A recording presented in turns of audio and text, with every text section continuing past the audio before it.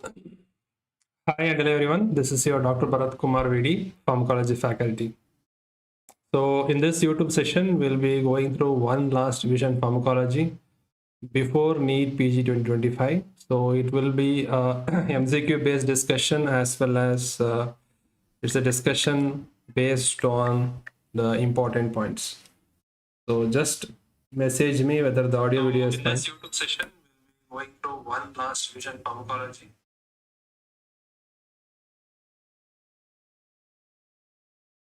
So before we move on, just confirm the audio video is fine.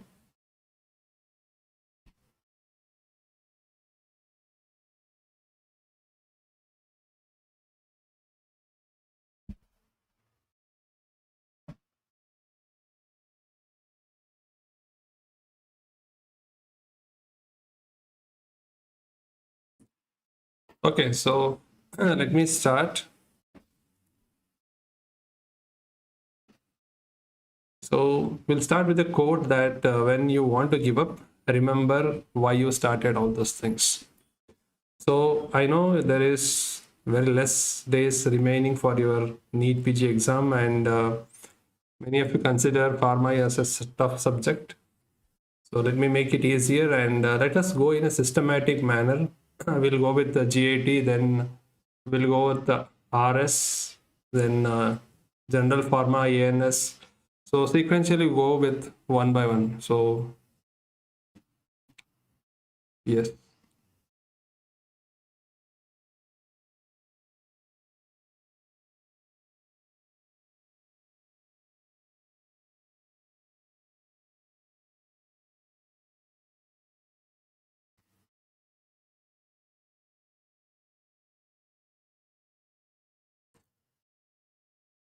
So what we are going planning here is it will be an interactive session. Already you have studied pharma from various sources from me, whatever sources you have studied pharma. The purpose is to make pharma easier and score more marks in your NEET PG exams. So please be interactive and please try to answer those questions here. So my plan is we'll start with the GAT pharma and let us take up the questions, MCQs, and please try to answer this. The first is which of the following drug used in peptic ulcer disease is an ulcer protective drug? Now I have given 5 options. Usually exam will have 4 options. Why I have given more? So that we will analyze every option here. So which drug is a ulcer protective? We'll go one by one. Number 1, pyrenzapine. So pyrenzapine, tilenzapine, they are anticholinergic drugs. They are anticholinergic drugs used in peptic ulcer disease. Now the next option is sucralfate. Yes, sucralfate is a drug which is an ulcer protective drug. So the option B is correct. But sucralfate will work at the pH less than 4. So it polymerizes when the pH is less than 4. So it has to be taken with food. But sucralfate should not be given with antacids. Can anybody guess why it should not be added with antacids? Because antacids will not allow the pH to be less than 4 and sucralfate will not work. Yes, Siksha, Noor, Virendra Singh, very good. Coming to the next one, lansoprazole, it belongs to a group called PPI. PPI stands for proton pump inhibitors. What do they inhibit, sir? They inhibit a pump called H plus, K plus, ATPase. Is it reversible inhibition or irreversible? If they ask you in the exam, it is a irreversible inhibition of H plus, K plus, ATPase. Now, I want you people to tell me which drug inhibits sodium, potassium, ATPase in the heart. Can you guess what drug inhibits sodium, potassium, ATPase in the heart? So I am waiting for your answers. Misoprostol is prostaglandin E1 and ranitidine is a H2 blocker. Please understand all these drugs are used in peptic ulcer disease. So we have discussed the mechanisms here. So the answer for this drug is sucralfate. Very easy. So we'll start with easy, then we'll make it a bit tougher later. So yes, you are right, Virender Singh. The drug which inhibits sodium potassium ATPase is a drug called digoxin or digitalis. Yes, Ananya, you are right. So when we are preparing for exam, we should be able to differentiate the confusions, because sodium potassium ATPase, H plus K plus ATPase sound similar. So you should not be confused. So the answer is sucralfate. Let us move on to the next one. In GAT Pharma, what they ask you is H. pylori eradication. So the regimens we use are two types. Triple regimen where we use 3 drugs, and quadruple regimen we use 4 drugs. But what do they ask you? How many days we use this? We use it for 2 weeks, that is 14 days. So H. pylori eradication regimen, we use this for 14 days. So what are the antibiotics we use? Clarithromycin, amoxicillin, metronidazole, tetracycline, bismuth subcitrate. So if you remember the mnemonic we have taught in the class, the antibiotics used for H. pylori are ABC trademark: amoxicillin, bismuth, clarithromycin, tetracycline, metronidazole. So sometimes they may ask you which is not used. Yes, sir. Now let us analyze the next question. Drug of choice for early CINV. What is CINV? Chemotherapy induced nausea and vomiting. Any guesses? I'll wait for your answers.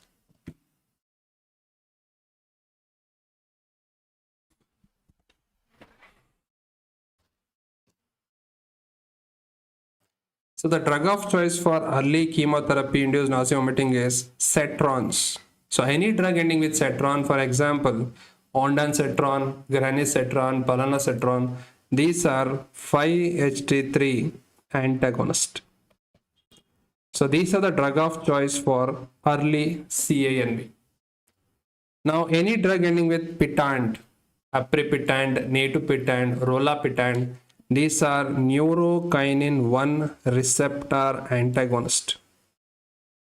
Neurokinin 1 receptor antagonist. So last NEET PG 2024, they had asked the mechanism of aprepitant, natopitant.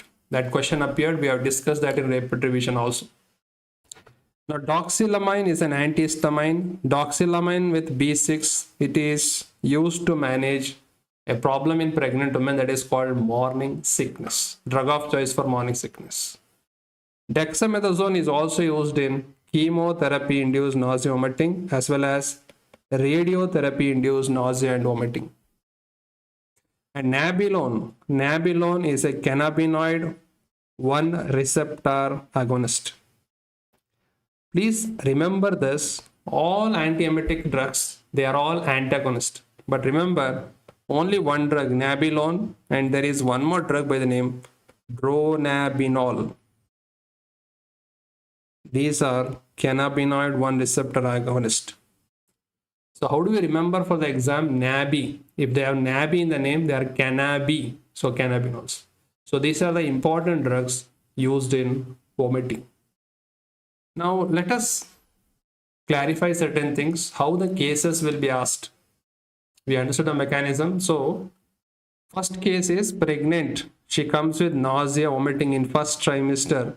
What is the drug used and drug of choice? It is nothing but morning sickness. So tell me the drug of choice. It is doxylamine plus B6. B6 means pyridoxine. Now you are planning a trip with friends to ascend rapidly to Ladakh for jolly. So after your NEET PG, you wanted to go to Ladakh, high altitude. And what is the drug you use prophylactically? So second one is for you to answer. Suppose you are going to high altitude, which drug will you take prophylactically? Please answer that. Suppose you are planning a trip to to hilly area with curvy roads, previous history of vomiting in the trips. So most of the people would travel and they have vomiting during travel, that is called motion sickness. So what is the drug of choice for motion sickness? The drug of choice is hyoscine. If hyoscine is not there in the option, you can give a drug called promethazine. So we can give promethazine. Yes, Noor, you are right. Sol, you are right.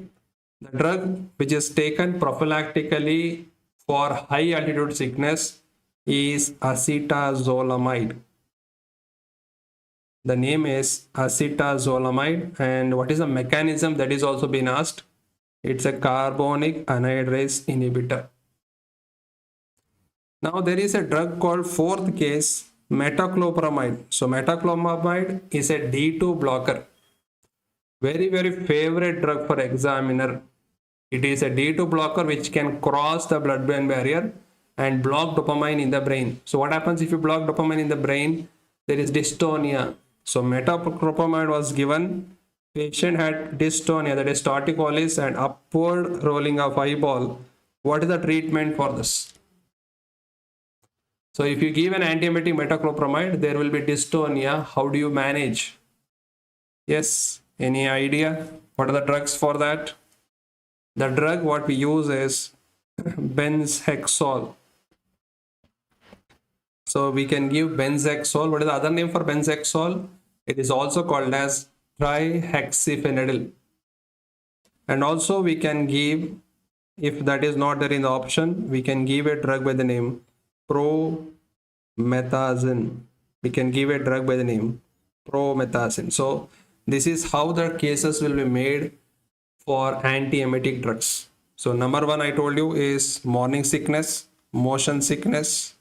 Number 3 is motion sickness. Number 2 is the mountain sickness, high altitude sickness. And number 4, metoclopramide, a very favorite drug. Every time you see in INICET NEET PG that has been tested. Yes. Now moving on to another cases. Patient came with high gastrin level and acidity. High gastrin level acidity, usually we see it in a syndrome called Zoringer-Ellison syndrome. And the drug we use for that is proton pump inhibitors, PPI. Nausea and vomiting after chemotherapy less than 24 hours is early CANV. So you know the drug of choice for them, cetron. Nausea and vomiting after chemotherapy, that is 1 to 5 days, that is called late CANV. You know the drug of choice are pitants. But the question is, what is the best combination for CANV? Most of the times practically we give chemotherapy and we don't wait the patient to vomit. We give it prophylactically. So what is the best combination? The best combination is 5-HT3 blocker, that is cetron, plus neurokinin 1 blocker, that is pitant, with a steroid, and the steroid is called dexamethasone. The steroid is called dexamethasone. Now the last one, patient is having anorexia, that is HIV patient. Which antiemetics are used? Any idea? Can you guess it? So it should be an interactive session. In between you should be answering this. Anorexia in HIV patient, what antiemetic is used? I will give you a clue, they are cannabinoid agonist. So what we use is a drug by the name nabilone, or you can give a drug by the name dronabinol.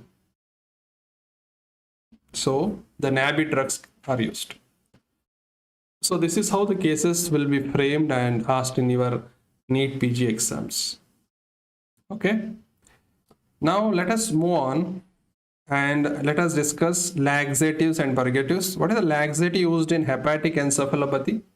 Most of you know the name is called lactulose. Nowadays we have another option that is called lactitol that can be used. Lactitol. What is the purgative which causes melanosis coli, that is pigmentation of colon, is senna. You know henna, hair color, mehendi. So it will color. Same thing, henna will color the colon, melanosis coli. Now, can you guess the third one? See, first one we did correct, second one we did correct, third one, chloride channel inhibitor used in non-infectious diarrhea in HIV patients on anti-HIV drug. So HIV patients having diarrhea, we use a chloride channel blocker. What is the name? So this was a PYQ, NEET PG PYQ. I will give the name. It starts with CR. Guess the drug name. Yes, come on. Guess the drug name.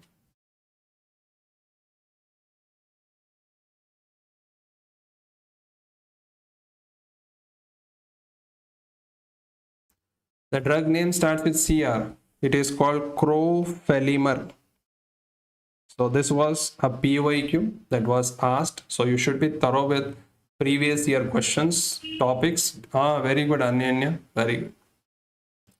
Number 4, we have a GLP-2 agonist used in short bowel syndrome. And that was also asked in NEET PG. So let me give the clue. The name starts with T. Guess the drug. Yes, come on. And number 5, 5-HT4 agonist causing QT prolongation. This is also been tested. The name is called cisapride. Cisapride is a prokinetic drug which was used for GERD but now discontinued because of QT prolongation. Yes, Ananya, you're right. The name is teduglutide. Teduglutide. Please remember, in this discussion, I have covered 3 previous year questions already. What are those? Senna was asked in 2018. Crofelemer, teduglutide were recent questions. Cisapride was also asked. So please make the session interactive. If you're liking the session, press the like button and we'll continue. So these are the important points about our GAT pharma. Terzepatide, I will come to that. Akila Reddy, that's a different drug. We'll come to that, don't worry. Yes. So let us go on with another pharma, autonomic nervous system pharma, ANS. In ANS pharma, the first question, a big question, but to understand things. Which of the following is false? Adrenaline is drug of choice for anaphylactic shock. True statement, 100% true. Norepinephrine increases systolic BP, diastolic BP, mean arterial pressure. Remember, norepinephrine, also called as noradrenaline, acts on alpha 1 and beta 1. It increases all BP. But after some time, what happens? If you give norepinephrine continuously, there is activation of parasympathetic. There will be reflex bradycardia. Reflex bradycardia, that is a true statement. Since it increases all the BP, so it is one of the drug of choice for every kind of shock. Norepinephrine you can give for every shock except one shock, that is anaphylactic shock. For that, the drug of choice is adrenaline. Why adrenaline? Because the physiological antagonist of histamine is adrenaline. All the histamine action are antagonized by adrenaline. Dopamine is used in cardiogenic shock with oliguria at infusion rate of 2 to 10 microgram per kg per minute. Yes, dopamine is also used in cardiogenic shock with oliguria, less urine, and the rate is 2 to 10 microgram per kg per minute. The last one is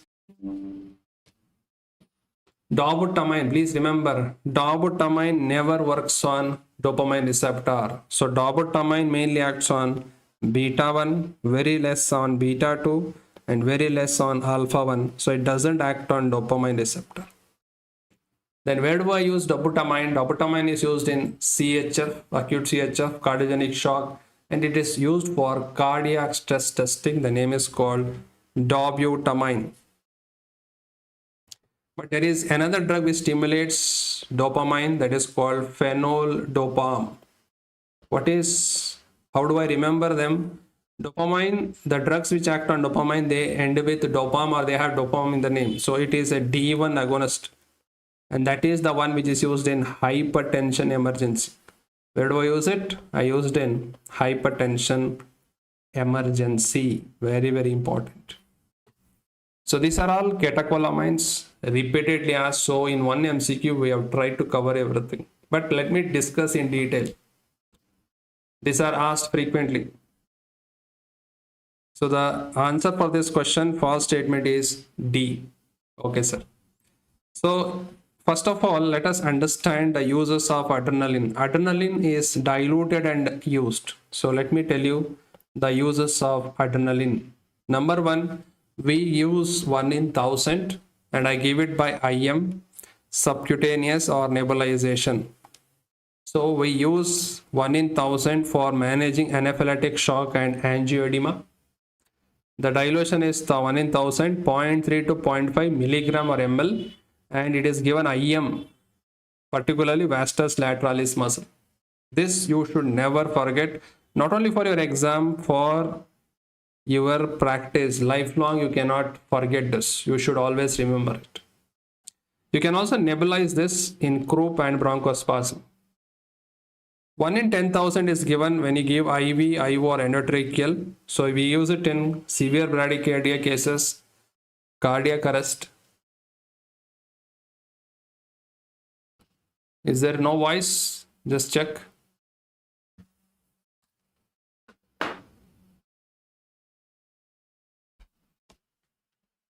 Cardiac arrest. Okay, I think the voice is fine. So 1 in 10,000 we use in bradycardia, cardiac arrest and anaphylactic shock. And the last one is 1 in 50,000 to 1 in 2 lakh is used with local anesthetics. So please understand the dilution and their uses, because adrenaline is a life-saving drug, and if they ask in the exam, 100% you should be able to answer. So keep this as a memory in your brain. Okay. Now moving on to the next one, shock and drugs. So many a times student asks me these drugs, sir, what is the drug of choice for cardiogenic shock? Please understand, any shock with hypotension, if a patient has hypotension, then one of the best drug vasopressor of choice is norepinephrine can be given. But there are certain situations where the drug may change. For example, patient is having cardiogenic shock and BP is low and he is having tachycardia. Then low blood pressure, I can give norepinephrine.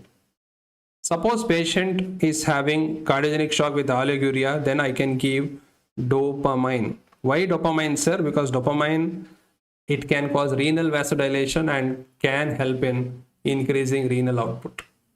Suppose the BP is high and mean blood pressure is also high, there is cardiogenic shock, not high, it's maintained. Then what do I use is dobutamine. So this is how you can analyze the case. So if they are given, patient is having cardiogenic shock and low BP, then give norepinephrine. If they give oliguria, dopamine. If they give BP is maintained, mean arterial pressure is maintained, then you can give dobutamine. But please understand, any shock with hypotension, the drug of choice is norepinephrine. But norepinephrine is not going to work in anaphylactic shock. So let me tell you again, any shock, septic, neurogenic, hypovolemic shock, hypertensive shock, the vasopressor of choice is norepinephrine.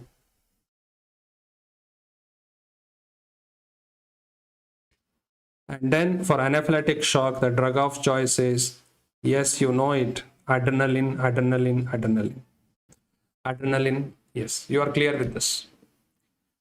Now, before that, let me tell you about dopamine. So dopamine, I can tell you, it can act on various receptor at various level. So remember, dopamine, if you give it at 1 to 2 microgram per kg per minute, it acts on D1. So it causes renal vasodilation. So what happens? It will increase the urine output. If you give 2 to 10, it acts on beta 1 and increase the cardiac output. That is why at this level, I can give it for cardiogenic shock with oliguria. If I give higher level, it causes action on alpha 1 and causes vasoconstriction. This is repeatedly asked. So there is a difference between dopamine and dobutamine. Please remember, dopamine has action on all the three, D1, beta 1, alpha 1. But dobutamine has no D1 action. Dopamine action is not at all there. but it can act on alpha and beta. And where do I use dopamine? I use it in cardiogenic shock. I use it in cardiac stress testing. I hope you are clear with this, Dr. Shania. Yes. So these 4 drugs repeatedly tested in an exam: adrenaline, noradrenaline, dopamine, dobutamine, and even phenoldiazepam was tested recently. So these drugs you have to remember. Now another thing that is being tested is alpha agonist. Many a time they will ask you which of the following is a alpha agonist. Let me give you a clue. Alpha agonist used in ICU sedation or pre-anesthetic medication. Any guesses? Any guesses? This is for you. Find out. Second, alpha agonist used in hypertension. Most of you know it. The name is clonidine. Clonidine and a drug called methyl dopa. Methyl dopa, I call it as mother dopa because it is safe in pregnant women. Yes, very good, Ananya. The name is dexmedetomidine. Medin. So that is for ICU sedation. Number 3, alpha agonist used as central skeletal muscle relaxant. The name is called tizanidine. Tizanidine. Suppose you are running, you got a muscle catch, that is where we use central skeletal muscle relaxant. Number 4, alpha agonist used in glaucoma. There are 2 drugs, apraclonidine and a drug called brimonidine. I think you have studied them in ophtho also, apraclonidine and brimonidine. The last one is alpha agonist used in opioid withdrawal management. Suppose a person is morphine addict, suddenly stops it, he will go for withdrawal symptom. What alpha agonist we are using? See, please don't take the time to write down all these things. I will share this in Telegram. You can download this and read it. Now you should be interacting, your brain should be thinking and answering this. Yes, you are right, toluidine blue. Brimonidine not given in pediatric because it can cross the blood-brain barrier and cause CNS depression, respiratory depression. Yes, there are 2 drugs which we can use. Number 1 is clonidine and a drug called lofexidine. It also sounds like clonidine. So these are the alpha agonists they keep on testing in your exams. Clear? Yes. Okay, sir. Now let us come to the next question. An 80-year-old female present with urinary incontinence. She also has cognitive decline and features of dementia. So she is a dementia patient, but urinary incontinence. Which of the following drug is used for urinary incontinence?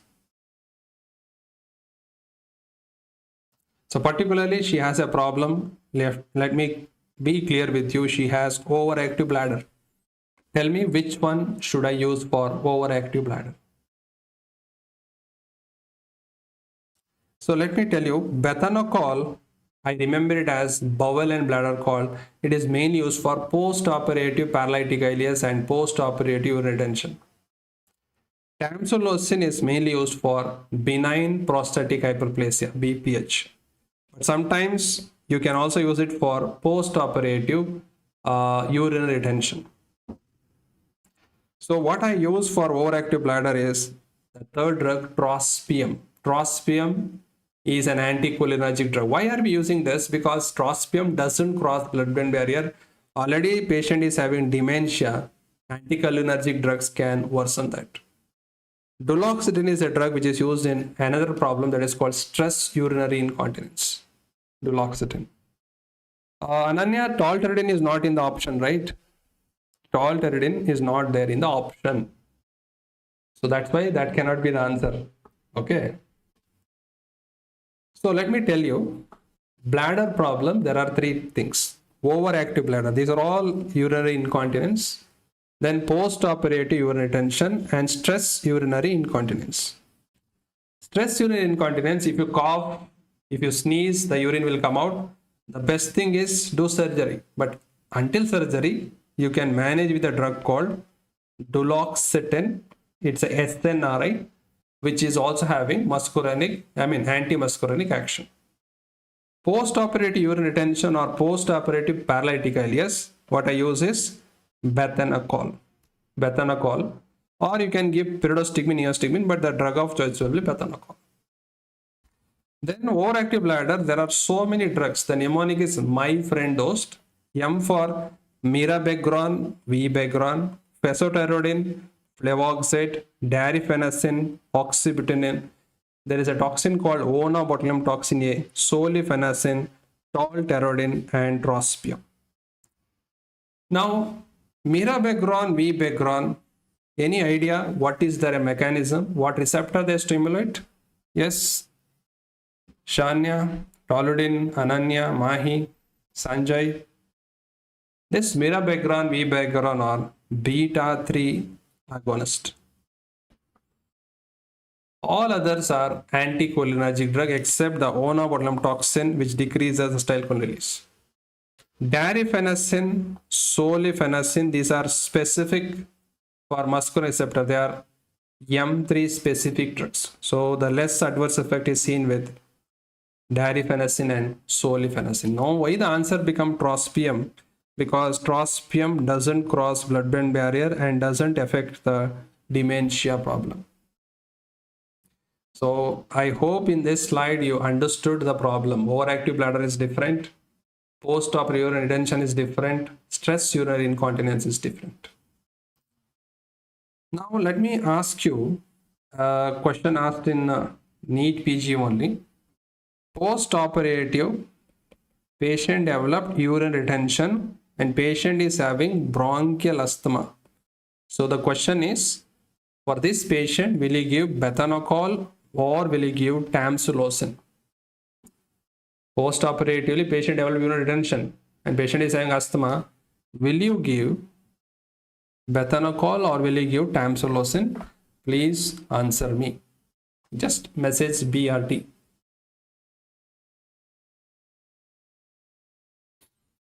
Yes, correct. I will use tamsulosin. Sir, why can't I use bethanacol? Bethanacol is a cholinergic drug and cholinergic drugs are bronchoconstrictors and patient is asthma patient, so I cannot give it.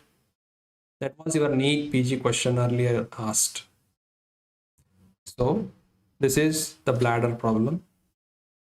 Now let us move on to the next question. 48-year-old patient was having abdominal colic, abdominal pain due to GE, gastroenteritis. Which of the drug is mainly used to relieve colicky pain? Option A, pyranzipine, telanzipine, they are used for peptic ulcer disease. That is also NEET PG question. Glycopyrrolate is a pre-anesthetic medication. So we give it to decrease secretions, so to prevent aspiration pneumonia. It doesn't cross blood-brain barrier. So what I use for colicky pain is dicyclomine. I can use dicyclomine or I can give another drug by the name clidinium. And ipratropium bromide is a drug used for bronchial asthma and COPD. So the answer will be C. Now, if we are discussing colic, I'll ask you one question. Suppose a patient is having biliary colic and you have two options to choose. Which one will you prescribe? Will you prescribe M morphine or will you prescribe P pethidine? A patient coming with biliary colic, will you give morphine or will you give pethidine? Yes, come on.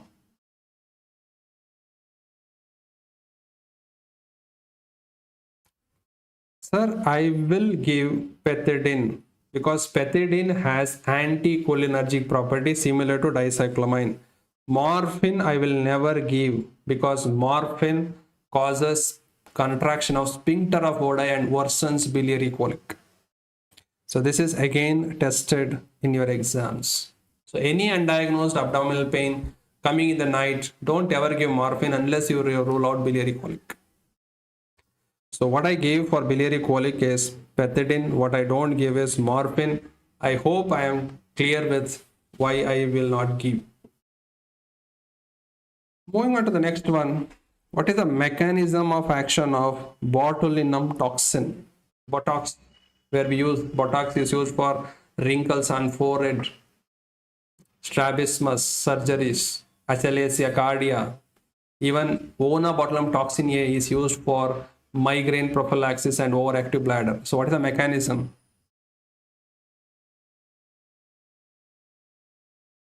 The mechanism is, will it bind to NM receptor and prevent activation? No. Binds muscle receptor and prevent activation? No. Blocks uptake of choline into nerve terminals? No. This is done by hemicholinum. The drug which does that is hemicholinum. And prevents release of acetylcholine from presynaptic terminal? Yes, this is the answer. Answer D. So they are asking plenty of times the mechanism of botulinum toxin. What does it do? Suppose this is a synapse. This is the muscle. So this is the acetylcholine which is released. It acts on NM. And after acting on NM, you see skeletal muscle contraction. So what drugs can prevent a muscle contraction? Let us see. So this is frequently tested. Number one, the release is inhibited by our Botox, botulinum toxin. Correct. NM. So NM can be stimulated by a drug called succinylcholine. Succinylcholine is a depolarizing skeletal muscle relaxant. A drug can block this. They are called non-depolarizing skeletal muscle relaxants. For example, D-tuberculin or any drug ending with curium or any drug ending with curonium. D-tuberculin, atracurium, pancuronium. So these are the skeletal muscle relaxants. So there is one more skeletal muscle relaxant which acts on rhinodine receptor 1, which blocks it. The name is called dantrolene. Dantrolene sodium. Now please remember, suppose I have given a patient V-curonium. V-curonium. How do I reverse it? How do I reverse it? Tell me the drug to reverse V-curonium. Waiting for your answers. Dantrolene. Dantrolene is a drug of choice for two conditions. Number one, neuroleptic malignant syndrome and malignant hyperthermia. Malignant hyperthermia is caused by succinylcholine and halothane like drugs.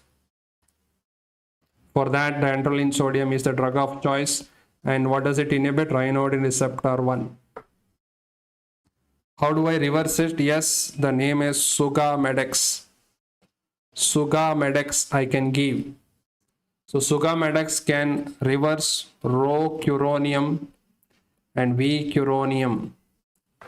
Suppose this Sugammadex is not there in the option, then how do you reverse it? If that is not there in the option, I can give a drug called neostigmine. So this is recent INICET question. They had given V-curonium, how do you reverse? Neostigmine. But if that is not in the option, the first choice will be Sugammadex, which is faster acting compared to neostigmine. Okay, so please understand, for neuroleptic malignant syndrome and malignant hyperthermia, the drug of choice is dantrolene sodium. So this is the neuromuscular junctions. I told you what are the different type of questions which come from here.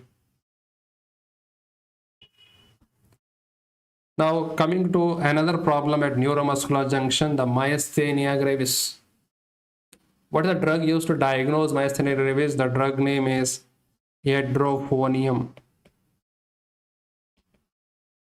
And the test name is tensilon test. Tensilon test. So we use tensilon test. Yes, PTSD, you are right. So why we use atropine with neostigmine? To avoid the muscarinic adverse effect. Now guys, if hydrophonium is not there in the option, let me tell you, if they don't give an hydrophonium in the option, then what is the other drug to diagnose myasthenia gravis? That is not asked till now. Tell me.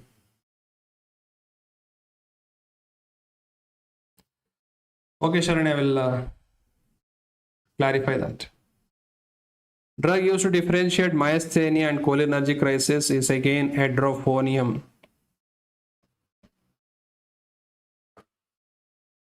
See, if you don't have hydrophonium to test, then the alternative drug to test myasthenia gravis is neostigmine.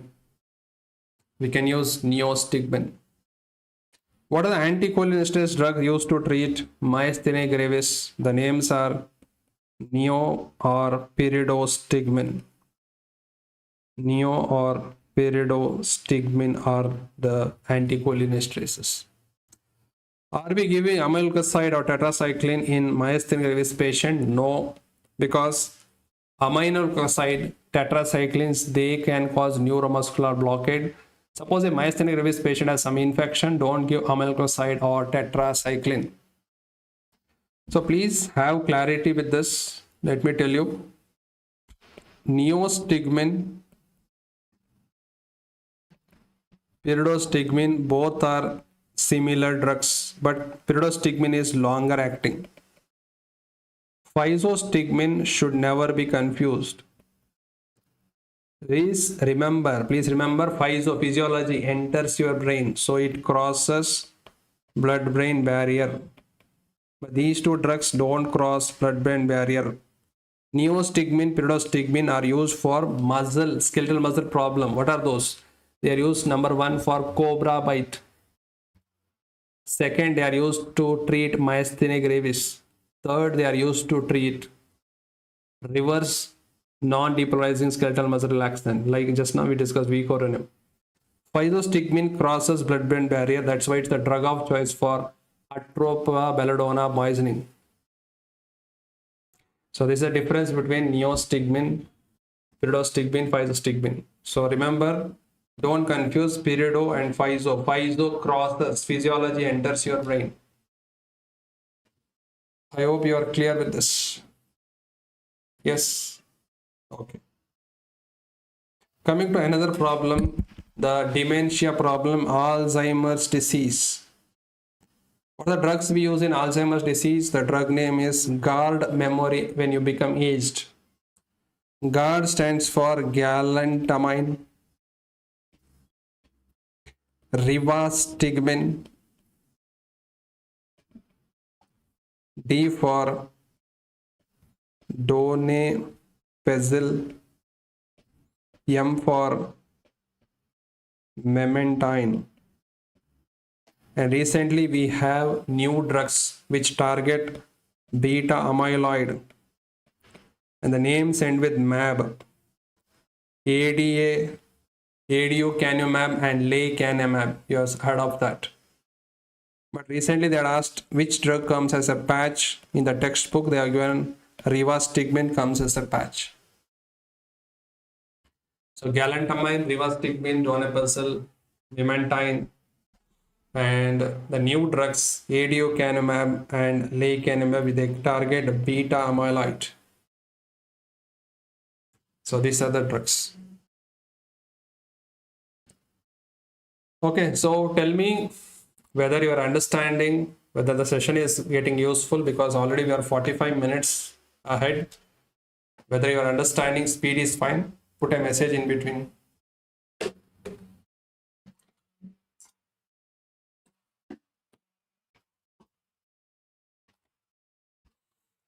Selagelin is not approved, Shania. Selagelin is mainly for Parkinson's disease.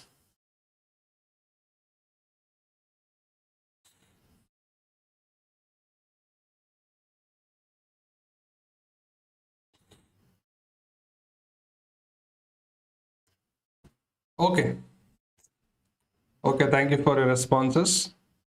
Now, the next type of questions what we are going to discuss is drug poisoning.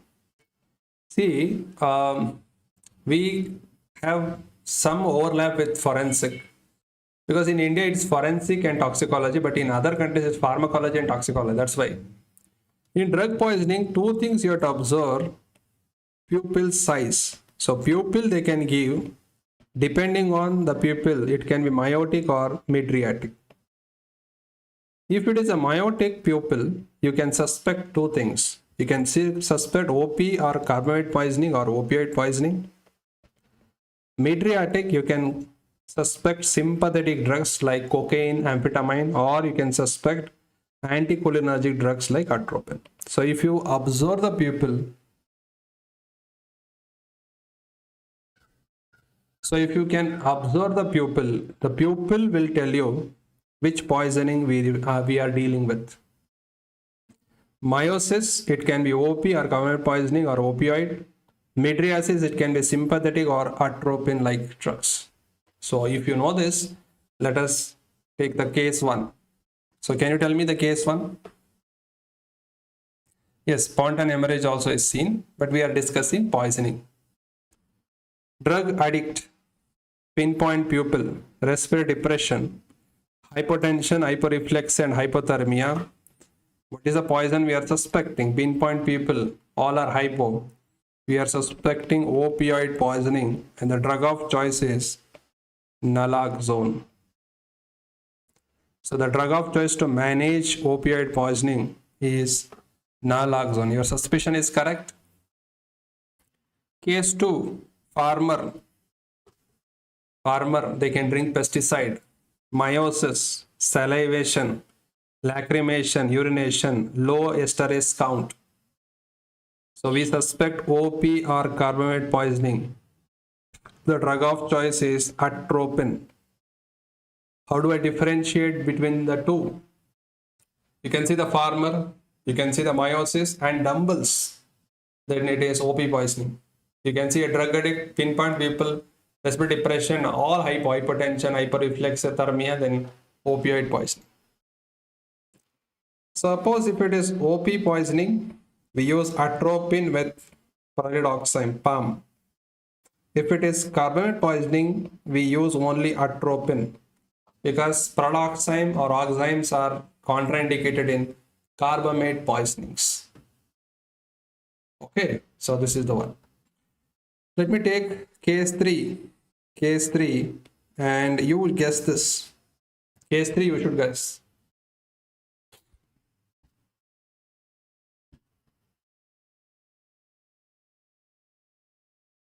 Yes, kerosene smell in OP, you're right. Yes, pyridoxine is acetylcholine activator, correct. Case 3, drug addict, dilated pupil, agitation, sweating, tactile hallucination, nasal perforation, high BP, heart rate is also high. What we suspect here is sympathetic drug, cocaine. Cocaine is a local anesthetic, but it is also an indirect sympathetic drug. Case 4, child ate berries. Okay, belladonna, blurring of vision, dilated pupil, confusion, flushing, tachycardia and high temperature. Suspected drug is atropine. What is the source of atropine? Atropobelladonna, datura. See, in atropine poisoning, there will not be any sweating, no sweating. If there is no sweating, then atropine poisoning. If there is sweating, it's sympathetic poisoning. Any guesses why there is no sweating in atropine poisoning? Because the sweat glands, maybe they are sympathetic fibers, but the neurotransmitter is acetylcholine, which is going to cause sweating. So when we give atropine, atropine blocks M3, and you won't see sweating in atropine poisoning. That is also been asked. Okay, so we know case 1, case 2, case 3 and case 4 here.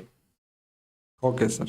So this recently in NEET PG 2024 also one of these questions came. Now this is a very, very important table. If you know it, please answer. Poison or overdose antidotes. Organophosphate carbamate. The antidote is atropine. Atropine, belladonna, datura, it is physostigmine. Digoxin, it is called DG-bind. DG-bind is also called as DG-fab or digoxin immune fab. Cyanide toxicity, the drug that we use is hydroxycobalamin.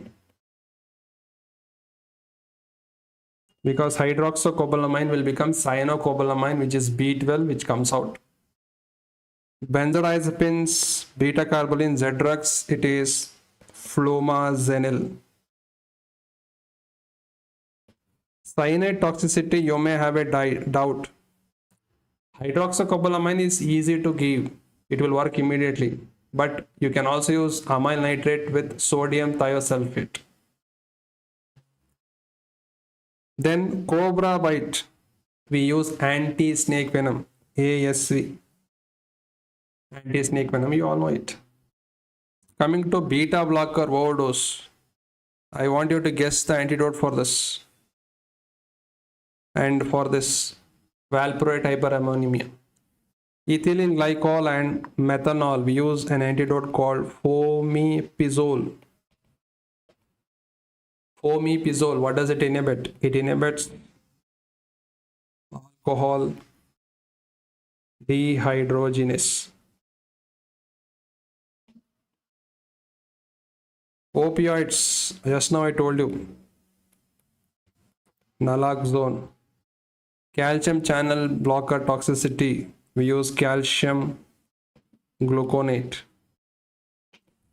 Tricyclic antidepressant, can you tell me one? Imipramine, what is the antidote? Sodium bicarbonate. Lignocaine overdose is also been asked. Any local anesthetic overdose, stop it and give 20% intralipid. Mechanism is unknown. You see any exam paper, there is no paper without antidotes.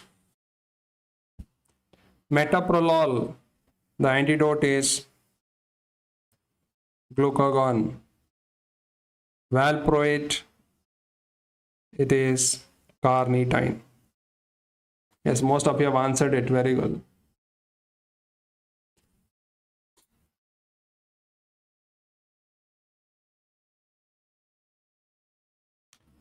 Coming on to the next MCQ. A 45-year-old man had performance anxiety and migraine headache. Propranolol was used. Yes, propranolol because it works on anxiety and migraine. What comorbid condition you should be very cautious while using propranolol? Propranolol you can use in tremors. You can use in akathisia and hypertension, but don't give it in asthma patient. So you should be very careful if patient is asthmatic. Can I give propranolol in asthma patient? Never. Why? Because propranolol. Please remember, any drug ending with lol is a beta blocker.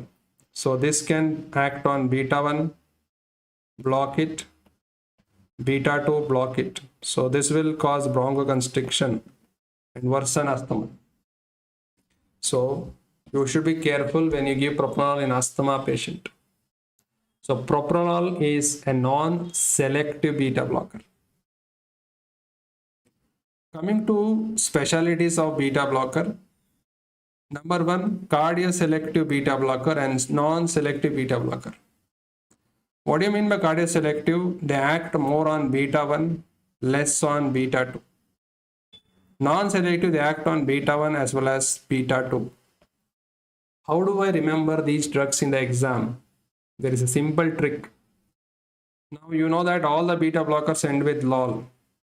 But if the beta blocker name starts with A to N, these are all cardioselective. If the name starts from N to Z, they are non-selective. But the one which differentiate this is N, that is nebivolol is cardioselective and nadolol is non-selective beta blocker. It's a non-selective beta blocker. So any drug you take, etanolol, esmolol, all these are cardioselective. Now moving on to the drug which is alpha plus beta blocker. The name is carvedilol and a drug called labetalol. So carvedilol and labetalol, they block alpha as well as beta. The question is, are they cardioselective or non-selective beta blocker? Okay guys, if the result has come, no problem. If you excelled, well and good, congratulations. Otherwise, concentrate on NEET PG.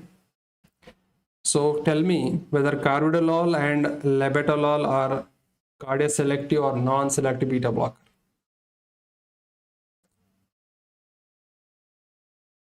Yes, carvedilol, labetalol are non-selective beta blockers. So can I give them in asthma patient? Never. Shortest acting is esmolol, but we have another shortest acting nowadays. It is called landiolol, but it is recently approved drug. Textbook wise till now esmolol, and the longest acting is nadolol, and closest potassium channel is sotalol, and beta blocker overdose, and the antidote name is glucagon. So recently we have a shortest acting one that is called landiolol.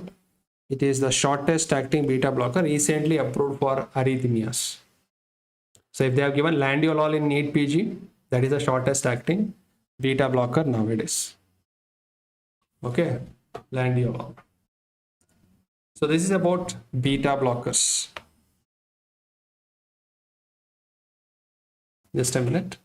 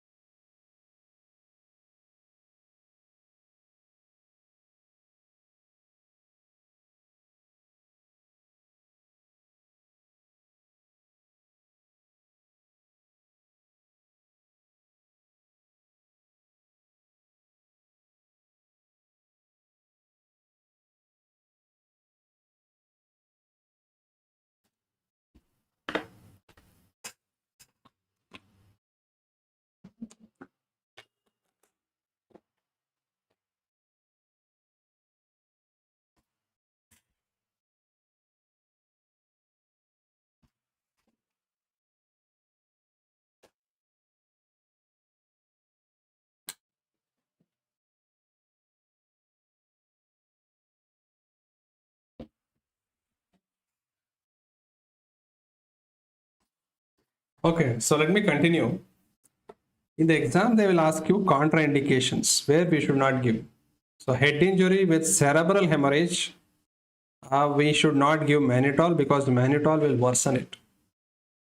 Mannitol is also not contraindicated in anuria. Mannitol is also contraindicated in pulmonary edema. So what I am telling you is contraindication. It is contraindicated in pulmonary edema, and also it is contraindicated in left ventricular failure. That is your mannitol. So pulmonary edema, LVF, mannitol is not given. Suppose a patient is having ischemic heart disease and uncontrolled hypertension. Then remember, cocaine, amphetamine, sumatriptan, ergot should not be given. Because remember the mnemonic as case. These case drugs are vasoconstrictors. They worsen the ischemic heart disease and they worsen the uncontrolled hypertension. Let me repeat again. Let me repeat again.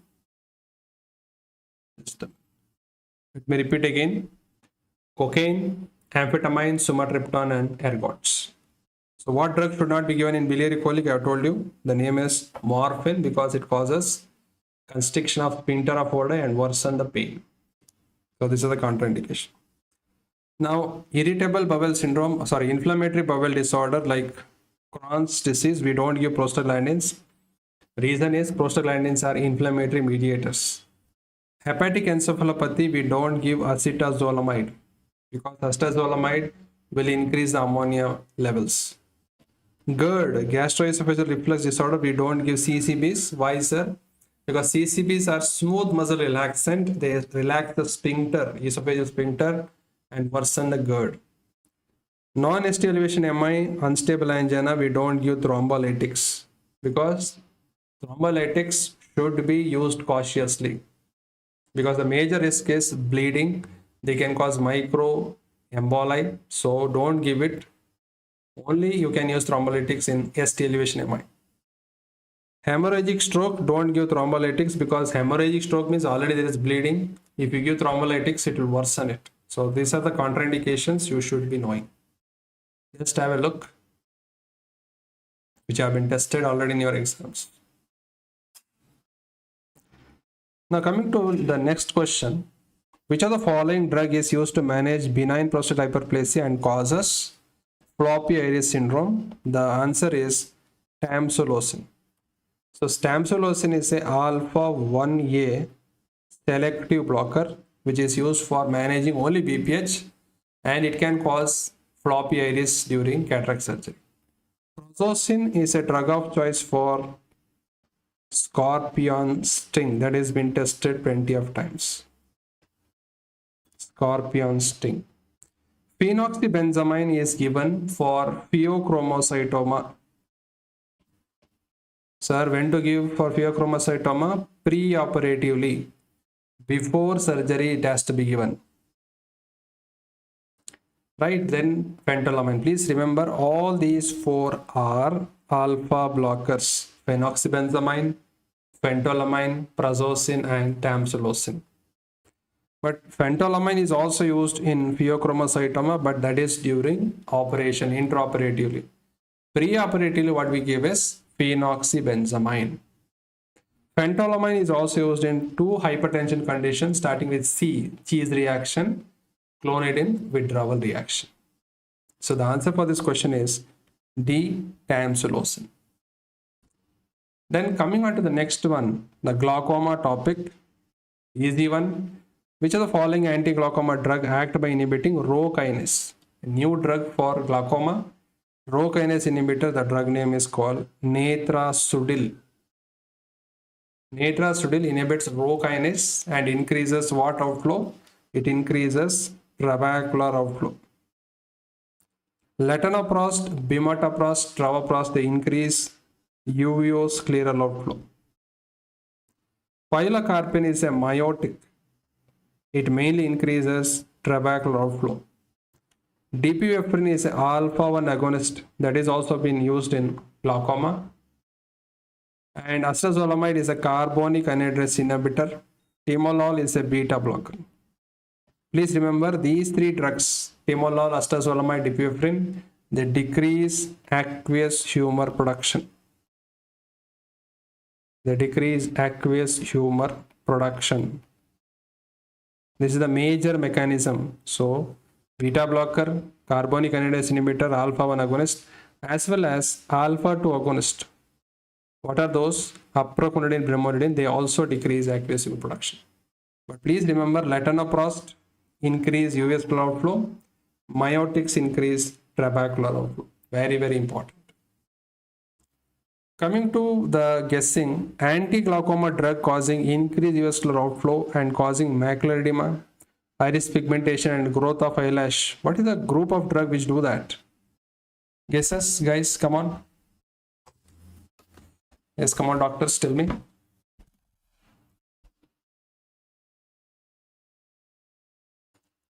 So which anti-glaucoma drug will do that? They are nothing but prostaglandin, F2 alpha, that is latanoprost, bimatoprost, like that. Nitric oxide donor and PGF2 alpha analog drug. What is the drug which is used in glaucoma? That is called latanoprost, Bunard. It is same thing. It is the same thing. Latanoprost is PGF2 alpha. Bunard is nitrate, which is going to cause nitric oxide release. What is the drug of choice for acute congestive glaucoma? The drug of choice is mannitol. If mannitol is not available, I can use acetazolamide. So we can give acetazolamide. Drug of choice for open angle glaucoma is prostaglandin F2 alpha analogs like latanoprost, bimatoprost. Drug of choice for closed angle glaucoma are miotics like pilocarpine, physostigmine. So these are the glaucoma drugs which is very, very important.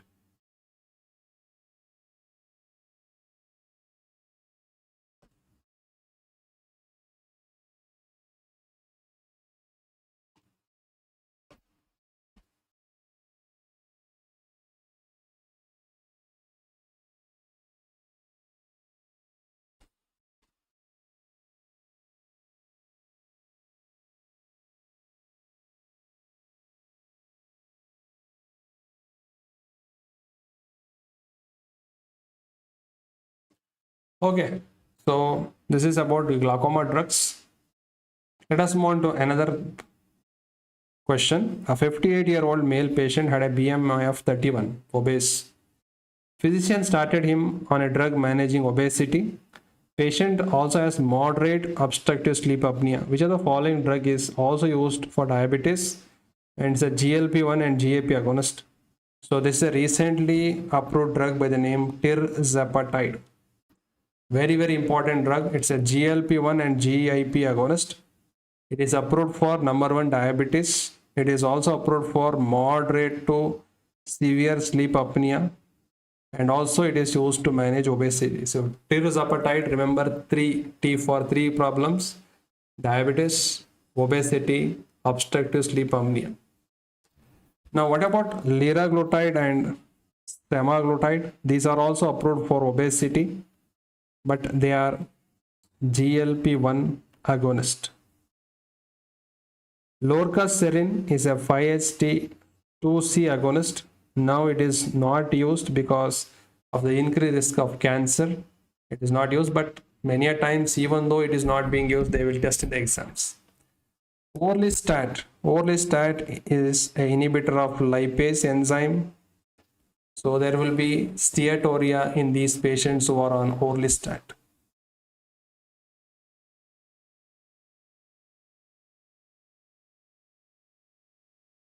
Okay, so the answer is tirzepatide. Please remember, it's a very famous drug for almost all the exams. Now in between, let me introduce certain drug interactions because these type of questions come. So question is, can we combine levodopa with carbidopa? Yes. Because if I give levodopa alone, it won't cross more into the blood-brain barrier. Can I give levodopa with B6? No, because B6 will stimulate peripheral decarboxylase, so more levodopa will become dopamine outside the brain and less levodopa is available for action. So no. Should I give ezetimibe plus statin? Yes. Suppose I give only ezetimibe, what happens? If I give only ezetimibe, what does it do? It inhibits cholesterol absorption. If cholesterol is not absorbed from the intestine, the liver will start synthesizing more cholesterol on its own. So if I add statin, I can stop the cholesterol synthesis also. Can I give nitrate plus sildenafil? No, because nitrate and sildenafil, both of them, they increase cyclic GMP, they cause vasodilation and severe hypotension. So no.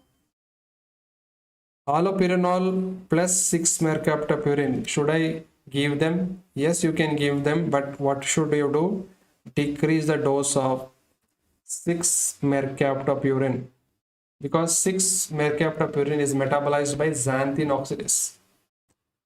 6-mercaptopurine is metabolized by xanthine oxidase, and if I am giving allopurinol inhibits xanthine oxidase. So if I give allopurinol, it inhibits xanthine oxidase, then what happens? 6-mercaptopurine, it is not metabolized, and that will lead to toxicity. So what should I do? I have to decrease the dose of 6-mercaptopurine. Now, should I give atropine and diphenoxylate together? Please answer the last one. Yes or no? I'm waiting for that. Come on. Atropine with diphenoxylate. Yes or no? Atropine with diphenoxylate, yes, you can give, because what is diphenoxylate? Diphenoxylate is an opioid. It is used to treat diarrhea, and the drug is an opioid. Now what happens if I give it for diarrhea, particularly non-infected diarrhea? It will enter the blood-brain barrier. So patient may develop abuse. So what the government decided, they added atropine with this. So whenever they take diphenoxylate for diarrhea, they have that euphoria feeling. When the diarrhea stops, they continue taking that. Is abuse. So what the government did is, whenever you prescribe diphenoxylate, you add atropine, because atropine also crosses blood-brain barrier, and atropine causes delirium, confusion. So do you think patient will continue taking that? No. Similarly, we have a drug which is used for diarrhea, that is called loperamide. So loperamide, should I give with atropine? No need, because loperamide never crosses blood-brain barrier, so not an issue. So these are the interactions which have been asked and which are potential to be asked in the exams. Okay. Okay. Sindhu, yes, you're right. Now let us match the following. So I have given alpha blockers, anticholinergics, and beta blocker. Which drug will do that? Tell me. Dry mouth, I'll give the number 1 for this. Which drug will cause dryness of mouth, blurring of vision, urine retention, constipation, tachycardia? It is done by anticholinergics. Postal hypertension, inhibition of ejaculation, nasal congestion, and diarrhea. Tell me, which group of drugs will come to your mind? Second, you should answer. Is it alpha blockers or beta blockers?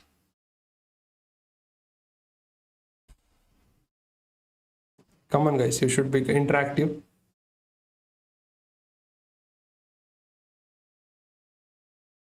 So it is mainly by alpha blockers because these are vasodilators, so they cause hypotension, they inhibit the ejaculation. Number 3, bradycardia, hypoglycemic unawareness, that's why we don't give them in diabetics. Erection problem, heart block, fatigue, it's mainly by beta blockers. So even though you may be telling me, sir, I don't remember adverse effect of pharma drugs, when you see the question, obviously you will come to the answer. Okay. Yes. Now that is about ANS pharma. I think I've covered extensively cholinergic, anticholinergic, what is more important, everything we have covered. Let me move on to the next one, the general pharma. Now, general pharmacology is a favorite for NEET PG and INSET. But let me talk in respect of NEET PG, what are more important. So let me start with the first question. Loading dose of a drug depends on. Loading dose. Answer me quickly.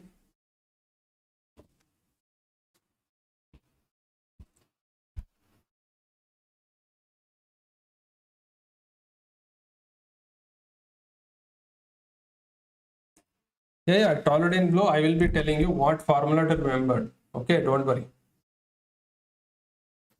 See, please remember, loading dose of a drug depends on volume of distribution. That is the answer. So let me tell you the pharmacokinetic formulas which you have to remember for NEET PG. Now T of is half-life. Half-life. A and B, if they have given Sindhu, you have to choose the best answer. It's not INSET, NEET PG. You have to choose the best one. The best one will be volume of distribution. T of is given by 0.693 divided by K. What is K means? K means elimination rate constant. Or there is one more formula for T of. T of is equal to 0.693 into volume of distribution divided by clearance. This is the formula for half-life that can be asked. Loading dose, I told you, it depends on volume of distribution. So I can write volume of distribution into target plasma concentration, how much you want to achieve. That is the formula. But if they have given oral drug, then you come with bioavailability. F stands for bioavailability.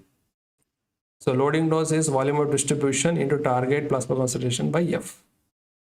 Maintenance dose depends on clearance. So it depends on clearance and what is your target plasma concentration into how many times in a day you want to give. That is called dosing interval divided by F. So this is the formula for maintenance dose. Loading dose, maintenance dose.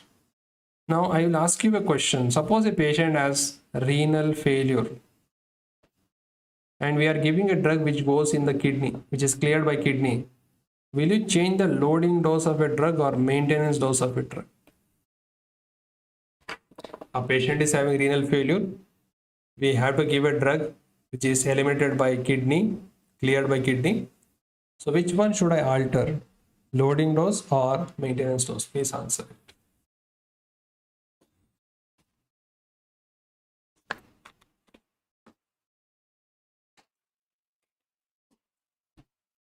Yes, I have to alter maintenance dose because maintenance dose depends on clearance. Loading dose you can keep it same but alter the maintenance dose because clearance means renal clearance. Coming on to the other formulas, we have dosing rate. Dosing rate is given by clearance into plasma concentration. And clearance is also given by the formula elimination rate divided by plasma concentration. So let me write here for you. Clearance is equal to elimination rate divided by plasma concentration. These are the formulas. Now tell me the third one. This is 1, 2. Half-life required to achieve steady state. How much? Half-life required to achieve steady state is 4 to 5. And half-life required to clear the drug out of the body is same, 4 to 5. 4 to 5 half-lives are required. Now let me ask you a question. Suppose we have a drug called lithium. And lithium half-life is 1 day. Tell me how many days are required to achieve steady state? How many days are required to achieve steady state of lithium?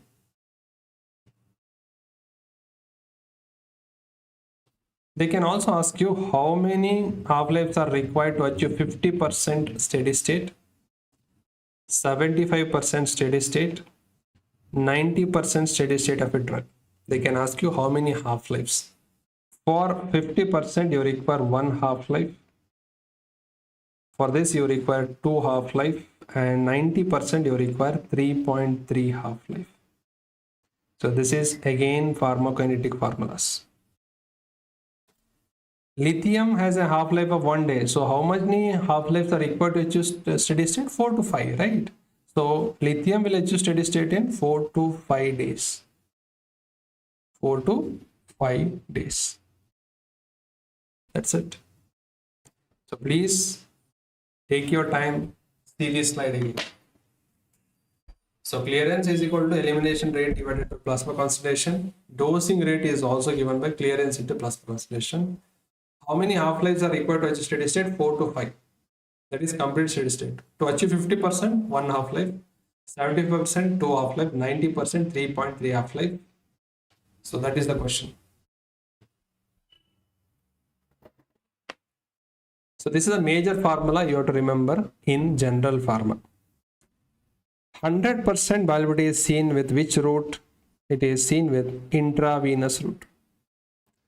Rate of drug absorption is given by Tmax in a bioavailability graph. Toluidine, just remember this much. You write down, stick it on your room and see it every day. Extent of drug absorption is given by area under curve. In which routes have first pass metabolism? Only 2 routes. Oral route has first pass, rectal. When you give a drug rectally, 50% of the drug will have first pass, 50 will not have first pass. So these things have been tested repeatedly. Okay. Now moving on to another thing, weakly basic drug bind what? Weakly basic drug bind to alpha-1 acid glycoprotein. GP means glycoprotein.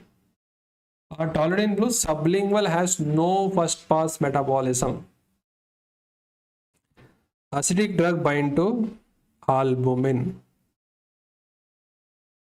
What drug undergo Hoffman's elimination? We have a drug called atracurium. Cis atracurium.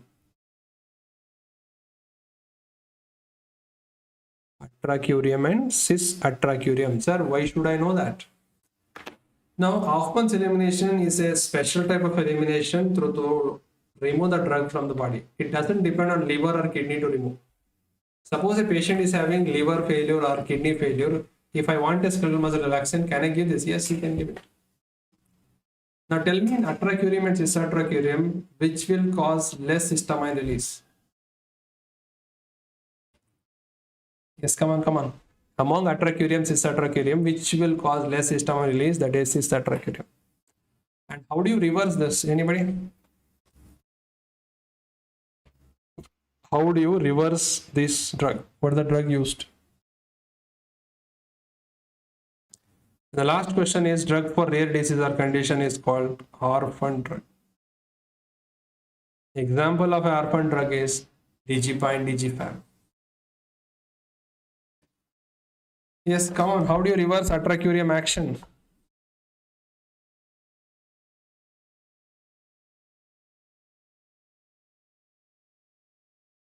Same thing. You can reverse atracurium action if you want quickly by using neostig. But remember, Sugammadex is approved for only two curiums, that is rocuronium and vicuronium. Only for those two. Sindhu, Sugammadex is not for the other drugs. So I want to specify this. Only for rocuronium, vicuronium, you have Sugammadex or neostigmine. For all other curoniums, we have only one, that is neostigmine. Okay, it's okay. See, if you are making a mistake, make it here, not in the exam. That's it. ED50 means effect dose 50 is a measure of drug. Yes, anybody? It's a measure of drug potency. LD50 by ED50 is nothing but therapeutic index. What do you mean by TD50? 50 means dose required to cause toxicity in 50% population. Therapeutic index is a measure of safety. It will tell us how much safe the drug is. If a drug is having narrow therapeutic index, that means less safe. If a drug is having wide therapeutic index, means more safe. How did we discover ED50, LD50 and everything? We'll see that. Kinetics of elimination, how a drug is eliminated, there are two types. First order kinetics, zero order kinetics. Zero order is also called as saturation kinetics. Why it is called saturation? Because the enzymes are limited, they get saturated. Now, what is first order kinetics? Let us see here. Eliminating unit time, it is, what is eliminating unit time? Here it is, fraction is constant. Here the amount eliminated is constant, zero order. Here elimination rate is directly proportional to plasma concentration. Suppose you give more drug, elimination rate also goes up. Half-life is same, clearance remains same. But in zero order kinetics, elimination rate is same or constant, but the half-life and clearance changes. How they change, sir? Half-life is directly proportional to plasma concentration. More the plasma concentration, half-life is also going to high. Clearance is inversely proportional to plasma concentration, means if plasma concentration goes up, clearance comes down. So which is not safe to be used is zero order kinetics, because by mistake you give 1 or 2 tablets extra, then patient will have toxicity. So which drugs will follow this? The mnemonic is watt power. W for warfarin, alcohol, aspirin, theophylline, tolbutamide and phenidine. So these are the drugs which follow zero order, and most of the drugs follow first order kinetics.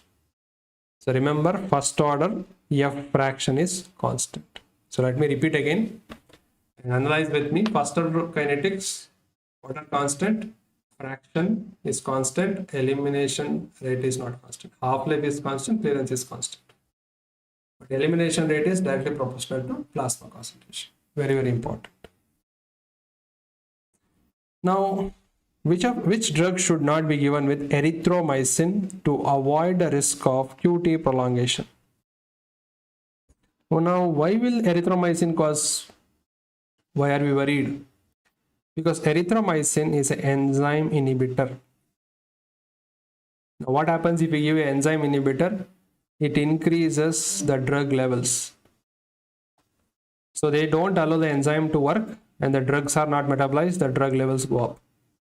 So which of the following drug, if you give the erythromycin, the risk of QT prolongation increases? Any guesses? Come on, come on.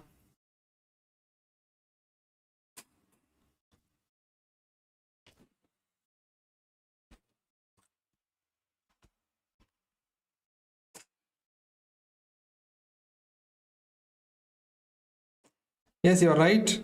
Astimazole. The drug name is astimazole. It's an antihistamine. It has already been banned, but still they are asking these questions. But what to do? They are asking the question, we can't question them back. So that's the point here. Citizen won't do that. Heparin, paracetamol will not do that. So what is the purpose of this MCQ? The purpose of this MCQ is to learn two things. Number one, what drugs cause QT prolongation? Repeatedly asked in the exam. Second, what are the drugs which are enzyme inhibitor and what are the drugs which are enzyme inducers? So that we'll understand from this MCQ. Recently, they had given erythromycin interaction with carbamazepine. So recently in INI-CET, they had asked this. What happens if you combine both of them? Carbamazepine levels will increase, leading to toxicity like ataxia and everything. First, let us tell a drug causing QT prolongation. Now, my question for you all is, can you tell me some of the drugs you know which can cause QT prolongation? Just try to message me. Okay, 2 minutes, I will take a break. You keep on messaging.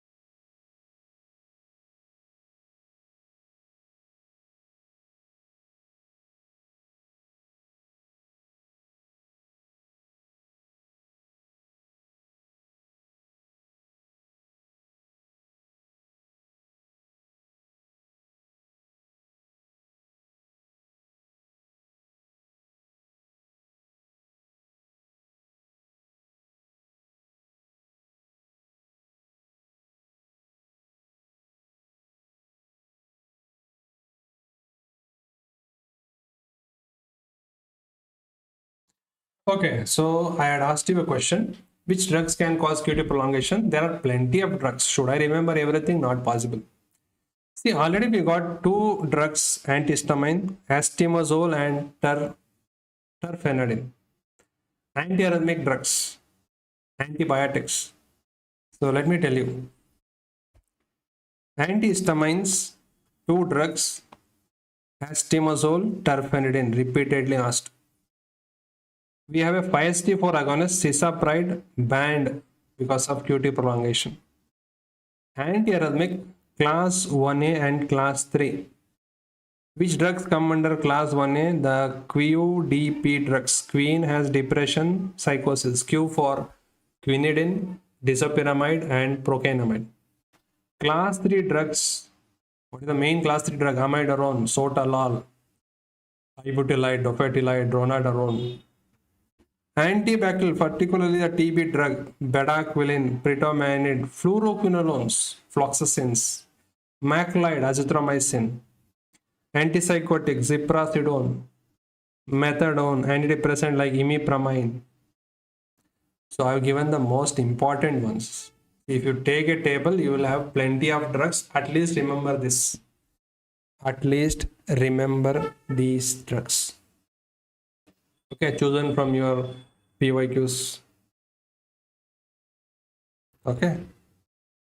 Okay. Now we'll understand enzyme inducers and inhibitors. The mnemonic is new scrap GPS. If you have done other mnemonics, keep it. My mnemonic is nevirapine is an enzyme inducer. There is an antidepressant called St. John's wort. We have carbamazepine, rifampicin, phenytoin, phenobarbital. These are major inducers. That's why I've made it in red. If they ask you others, charcoal broiled meat, alcohol, which is chronic, and riboflavin, these are all enzyme inducers, including smoking. But particularly remember the anti-epileptics, which are inducers, carbamazepine, phenytoin, phenobarbital, and a TB drug, rifampicin, is an inducer. Now there was a question asked. Patient is on 3 drugs for HIV, and now patient developed TB, and there are 4 drugs HRZD. Which one you want to replace? Which one you have to replace?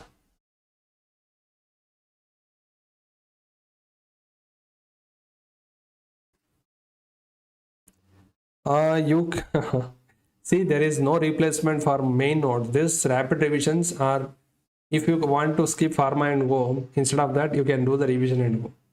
Okay, the best thing is to read the whole notes, but if you don't have time, if you want to at least finish pharma and go, this will be enough for you. Yeah, this is again a NEET PG 2024 question, because if I give an inducer, what does it do? It increases the number of enzymes. If there are more enzymes, the metabolism of the drug becomes faster and the drug level decreases. So if I give rifampicin, the HIV drug levels fall and they may not work.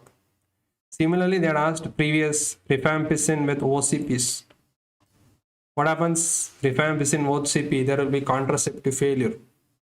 The NEET PG question was a pregnant woman, not pregnant woman, a married woman she was taking OCPs, she got TB. What advice will you give her? You should tell her the OCPs may not work, use the alternative method of contraception, because TB is more important. So I cannot replace rifampicin there. So the question is like that. Married woman on OCP, she got TB, and what is your advice? Tell her OCPs will not work if I start TB treatment, and use alternative method of contraception. Now coming to inhibitors, there are plenty of enzyme inhibitors. If you have made your mnemonic, keep it. But this is the inhibitors. I am eating 2 very good fresh chocolate piece only. Isoniazid, TB drug, acute alcoholism, antifungals like ketoconazole, amiodarone, erythromycin, valproate, verapamil, grapefruit juice. Remember, grape juice is different from grapefruit juice. Grape juice is different from grapefruit juice. You check in Google. What is it? Grapefruit is a different fruit, not a grape. And fluoxetine, cimetidine, ciprofloxacin, clarithromycin, protease inhibitor, omeprazole. So even though in this table I have highlighted the most important ones in red, if you can't remember all these, at least remember the marked in red. Erythromycin has been tested plenty of times. Erythromycin was tested recently. Right? That's why we have made this. Now coming to the graph, identify the true statement from log dose response curve. Now log dose response curve, don't try to answer. First analyze the graph. You can see the dose is plotted in x-axis, response in y-axis, and it's a logarithmic scale. You get a sigmoid shape curve. Now first of all, you want to check efficacy, and then you want to check potency. There is a simple mnemonic, help. Now you check the height of the graph, that will give you the efficacy. If you check the left side of the graph, that will give you the most potent one. So first, if I want to check the efficacy, this is the height of the graph you have to check. So who is having the more height? So if I want to check efficacy, C is more efficacious. B and D are having same height, I think. So B equal to D. And who is having the less is A. The most efficacious is C because more the height, more efficacious. Suppose I want to compare potency, I have to go left side. So left is A, then comes C, sorry, then comes B, then comes C, then comes D. So it is arranged like this. So more left means more potent. So this is how I can arrange it. So take the mnemonic help. So now once you have written this or you have this in the mind, then read the option. It will become easier. Don't read every option and then come back. Drug B is the most efficacious. Is it so? No. What is the most efficacious? C. Drug A and B are equally potent. Is it so? A is more potent than B? No. Drug C is the most potent? No. Drug A is the most potent? Yes. So the answer will be D. So these type of questions, you have to first write down these things, efficacy and potency, then only you will come to the answer. Otherwise, you will be wasting your time for this question in the NEET PG. That's why. Yes, Sindhu, you're right. Already in blue, you're right. Now, there are two types of dose response. One is called graded DRC and one is called quantal DRC. Suppose I do it in only one person. Suppose I take a patient and give the drug and see the response. That is called graded dose response curve. If I take 100 people and do it in a population, then it is called quantal dose response curve. Now in quantal dose response curve, I will check whether the effect is present or absent. Suppose I give paracetamol, I will check whether the fever has come down or not. So it is all or none. So I check whether there is response present or not. So that's why we find out LD50 and ED50 from quantal dose response curve. Here individual, what we do is we increase the dose and see the response. We check mainly efficacy and potency in graded dose response curve. Now you have understood. In exam, no pen and paper. That's why we have become doctors. We have to use our brain. We have to memorize so many things. They think that we have so much big volume of distribution of brain to remember all these things. Now you answer this. Variation in sensitivity of response to different dose of a drug in different population is obtained from. Tell me whether it is from graded or quantal. Tell me. A or B?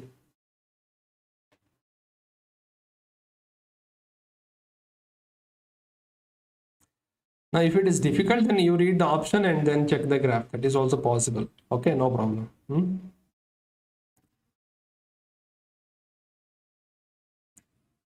So in population we are doing, that means this is quantal DRC.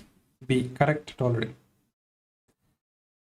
Now moving on to the antagonism. Antagonism is blocking an effect. Now antagonism between adrenaline and histamine, this is called physiological antagonism. It is called physiological. Sindhu, what you didn't understand, just tell me. The antagonism between heparin and protamine. Heparin is acidic, protamine is basic. So there is chemical reaction, that is neutralization. So the antagonism is called chemical antagonism. The antagonism between atropine and acetylcholine, because both of them compete for the same site in the receptor. If they are acting on the same site, then the antagonism is called competitive antagonism. Competitive antagonism. The antagonism between diazepam and bicoculin, they act on GABA A. GABA A, but they act on different site. So if a drug acts on same receptor but different site, then the antagonism is called non-competitive. See, receptor is same, both the drugs are binding same site, competitive. The receptor is same and they are binding different side, that is non-competitive. Adrenaline and histamine are physiological antagonism. And there is chemical reaction, that is chemical antagonism. Now, I will explain to you again quantal DRC. See, what is quantal DRC? Quantal DRC means I take 100 people.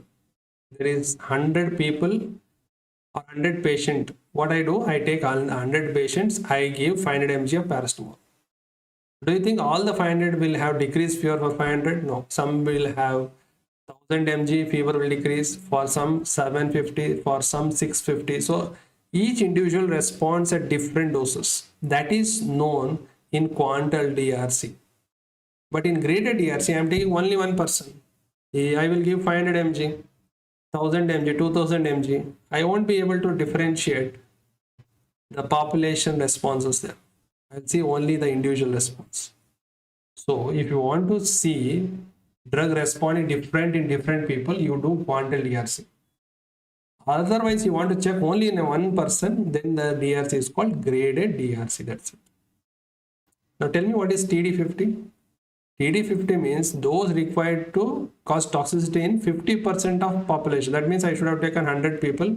In that, 50 people will develop toxicity at some dose. That is found out in quantal DRC only. Okay, so please remember that point. Coming to graph, dose response curve graph. Suppose this is the normal dose response curve and we have only agonist here. How will the competitive antagonist and non-competitive antagonist look? If a graph shift rightwards and parallel, the antagonism is competitive antagonism. Suppose a graph will not shift and will become flat like this, the antagonism is called non-competitive antagonism. Okay, if a graph shifts rightwards and parallel, competitive. If a graph doesn't shift and flattens, it is a non-competitive antagonism. Okay. Coming to enzyme inhibition, again your biochemistry topic, they will correlate with pharma. Then they will ask you, if the enzyme inhibition is competitive, Vmax remains same, Km increases. Non-competitive, Vmax decrease, Km remains the same. So they can ask you certain drugs and they can ask you the enzyme inhibition, Vmax and Km with that. Now essential drugs depends on same criteria. Essential drugs are the drugs which meet our primary healthcare needs. So they should be safe, obviously. They should be affordable, not costly. They should be depending on need. Suppose our country doesn't have snake, then what is the need of anti-snake venom? And they should be having efficacious. So this is a true statement. True statement. Now FDC. What do you mean by FDC? Fixed dose combination. So for example, nowadays we are giving TB treatment, a single tablet, 4 drugs are there. What is the advantage? To increase the efficacy, to reduce the adverse effect, and to overcome the resistance and improve patient compliance, we use fixed dose combination. It's a true statement. The next one is paracetamol. Paracetamol, 500 mg 3 times a day. How to prescribe is a question. To prescribe a drug, you should be writing RX. RX should be written, and then you have to write the tab, and the drug should be written in capital letters. And to write a proper dose, and don't use short forms, you have to give 3 times a day after food. This is how the prescription should be written. Ideal prescription should be written.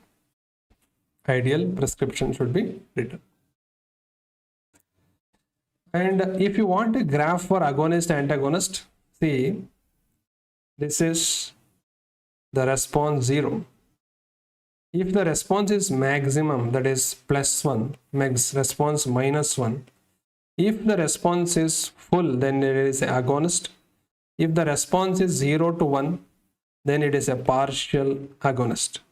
If the response is 0, then it is the antagonist. And if the response is negative, then it is inverse agonist. So the response will become negative in case of that. This is the graph which they ask you for Agonist, partial agonist, antagonist, and inverse agonist. This is an INSET type of question. Okay. Yes. Now, ketamine is a Schedule X drug. Yes. What are Schedule X drug? Schedule X drug, this is a true statement. Ketamine. Scheduled drugs are highly narcotic and psychotropic drugs, but when a doctor writes that, he has to give prescription in duplicate. Remember X for given as Xerox.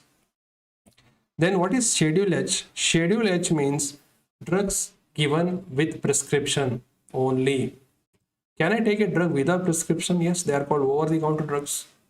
Then what do you mean by category X? Category X are the drugs which have high risk of teratogenicity. They are the drugs with high teratogenicity. Recently, they had asked in INSET, there is something called Schedule G. Now, what is the difference between Schedule H and Schedule G? Schedule G means I give the drug and I should give it under medical supervision. I have to supervise the patient after giving it. I cannot give it and send him home. I have to supervise. So, write a drug and supervise. Then it is Schedule G. Supervise. Now, Schedule Z was also asked, I think, in INSET. Schedule Z will not come in our allopathy. Schedule J is the last schedule where we include all Ayurveda, Unani, okay, non-allopathic and also veterinary medicines come under Schedule Z. So Schedule Z is that. That is for INSET, not for your NEET PG kind of thing. Correct? Yes. Yes. Again, can you try to answer this? Which phase of clinical trial dose calculation done in patients? Any guys? Any girls? Come on. Yes, INSET results came. Very good. If you have got the rank, congratulations. But if you want to excel in NEET PG, continue here.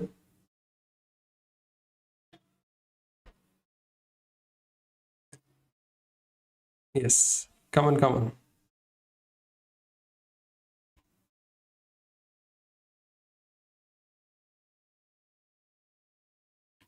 See, dose calculation, we do it in two phases, phase 1 as well as phase 2. Phase 1, we are taking human healthy volunteers, not patients. So the question is asking dose calculation in patient, we do it in phase 2 trial. So let me clarify these things to you. Dose ranging studies. Dose ranging means how much dose I have to give. Suppose I want to give paracetamol, I know 10 to 15 milligram per kg. Then this is determined in phase 2 trial. How much dose a person can tolerate, that is determined in phase 1. Who can tolerate dose better? Human healthy volunteers. That's why that is determined in phase 1. What is the aim of phase 0? There is a trial called phase 0, also called as microdosing trial. It is also called as microdosing trial. Microdosing trial, the major aim is to check pharmacokinetics, how a drug is absorbed, distributed, metabolized, and excreted. Post-marketing surveillance is done in fourth phase. Fourth phase is also called as post-marketing surveillance because after phase 3, we get a license called marketing license. After that, we do this study. Phase 1 trial is done mainly to test what? Phase 1 we are doing in human healthy volunteers. So what do you want to check? I want to check whether the drug is safe or not. Safety. If it is safe, then I find out maximum tolerated dose.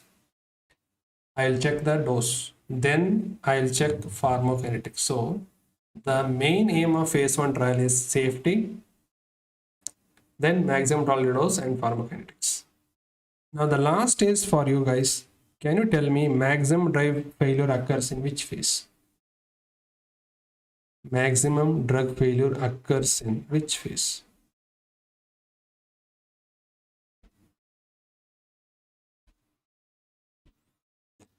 Yes, maximum drug failure occurs in second phase. Because why in second phase? Because most the drugs may not show efficacy. Why didn't they fail in phase 1? Because in phase 1 we are not taking patients at all. We are taking healthy volunteers who don't have disease. But when I test it in phase 2 in real patient, then I know that drug won't work. So maximum drug failure can occur in phase 2 trial.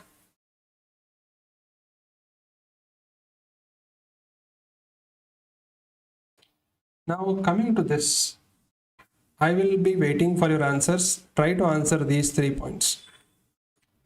Suppose the trial is having RCT, blinded, multiple center, 20 to 30% patients are taken. What is this phase? So if there is multiple center, then it is phase 3. Same thing, 1 to 2 center, then it is phase 2. If you are doing in 1 or 2 centers, it is phase 2, irrespective of the number of patients. And please remember, phase 3 and phase 2 are blinded and randomized control trial. Investigational new drug application is before what?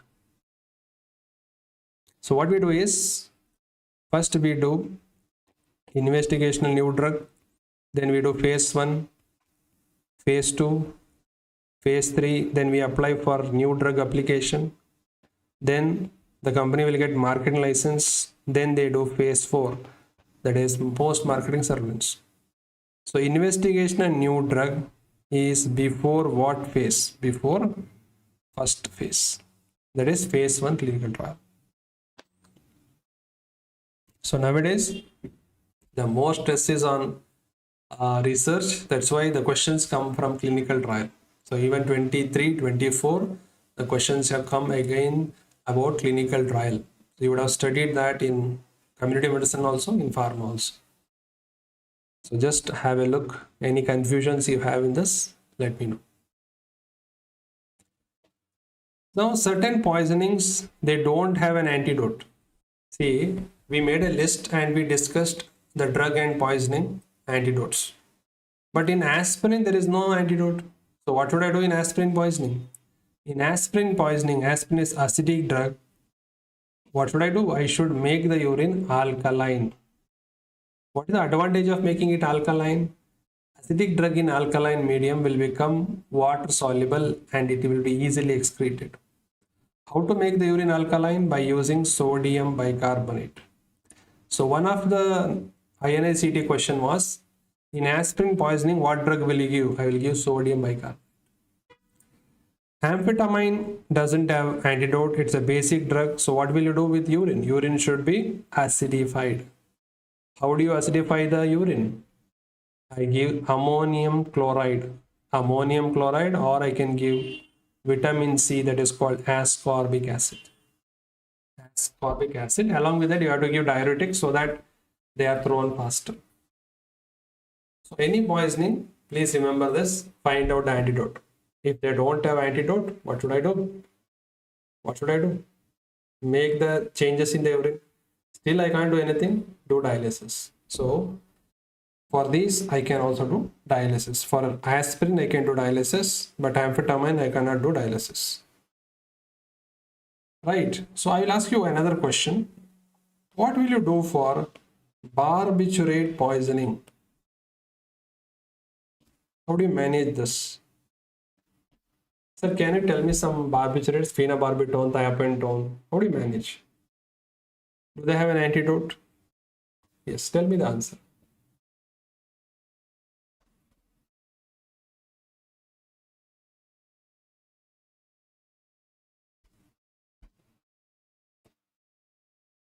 Barbiturate, we don't have an antidote. Sindhu, you can't really make a list which is acidic or basic. Usually remember, if a drug ends with INE, nicotine, morphine, atropine, amphetamine, these are basic in nature. Basic drugs. So this is simple trick. If you don't know anything how to identify basic drug, usually drug ending with INE will be basic. That is the only simplest way to remember. Barbiturate, they don't have any antidote. So what should I do? These are acidic in nature. Acidic in nature. So alkalinize the urine and give diuresis. And then you can do dialysis and remove the poison. Right? Yes, sir. Then coming to the next question. 54-year-old patient is on insulin for diabetes. Which of the following is the mechanism of action of insulin on its receptor? Can you tell me what receptor will insulin work? Physiology question. Come on. Be interactive.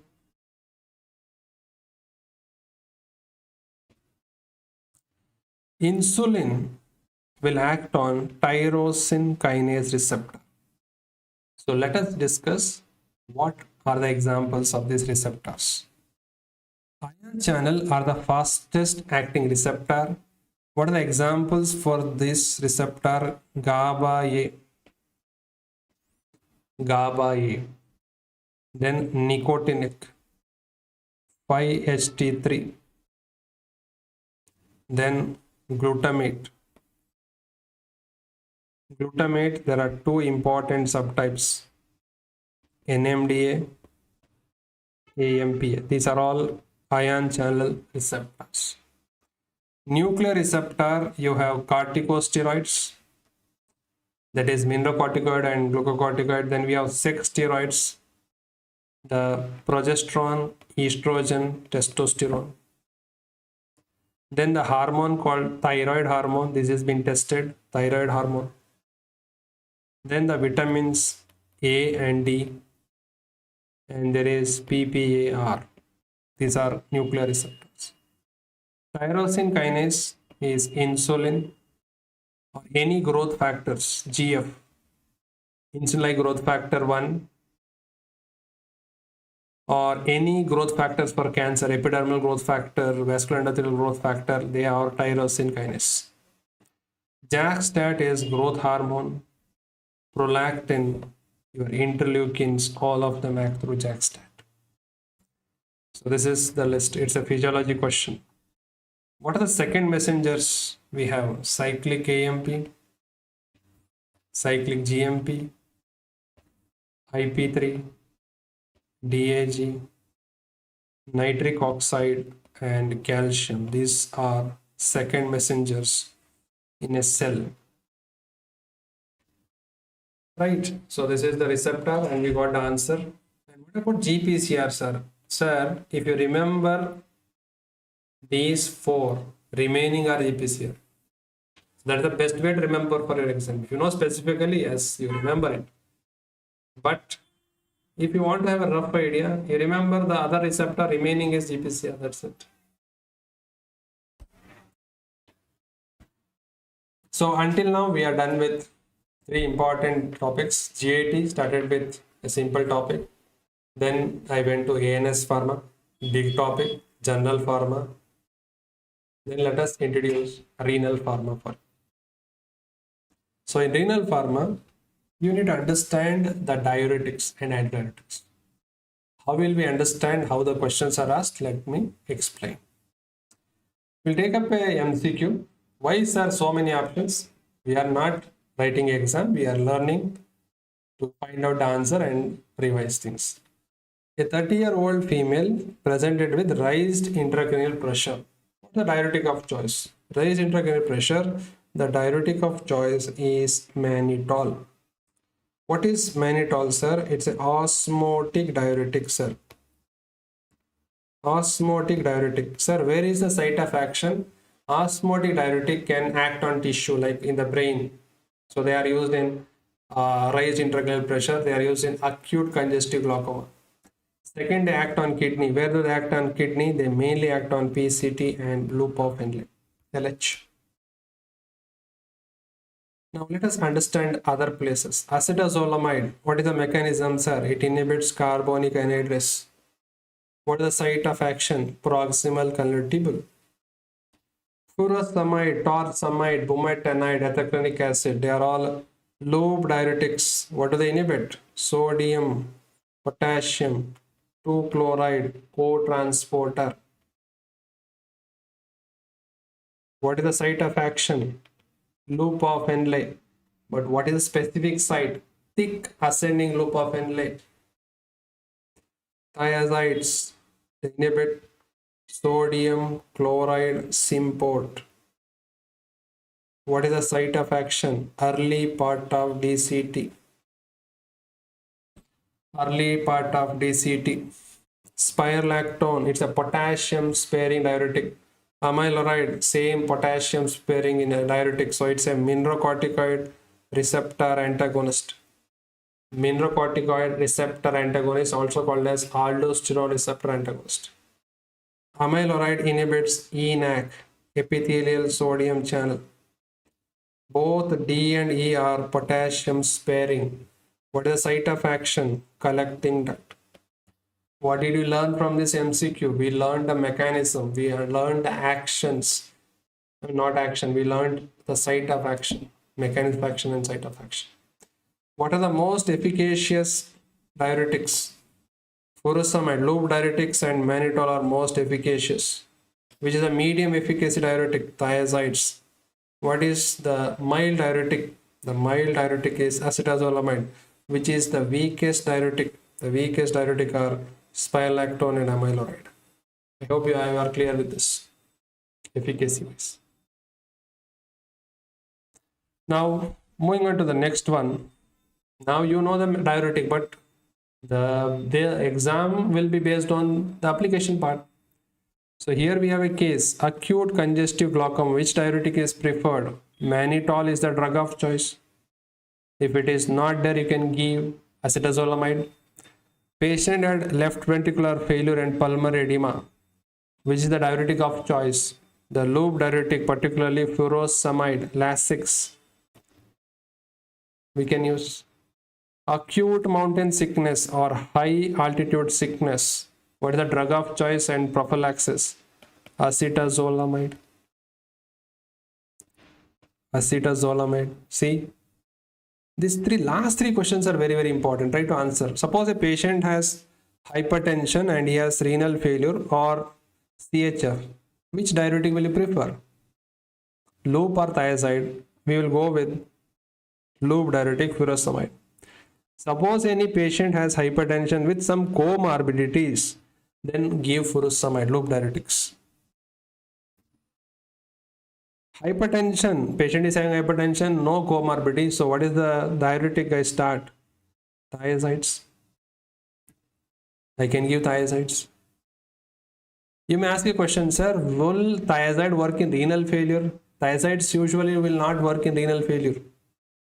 Then is there any thiazide which can work in low GFR? This is again your NEET PG question. Thiazides useful in patient low GFR. The answer will be metolazone. If that is not there in the option, you can write indapamide.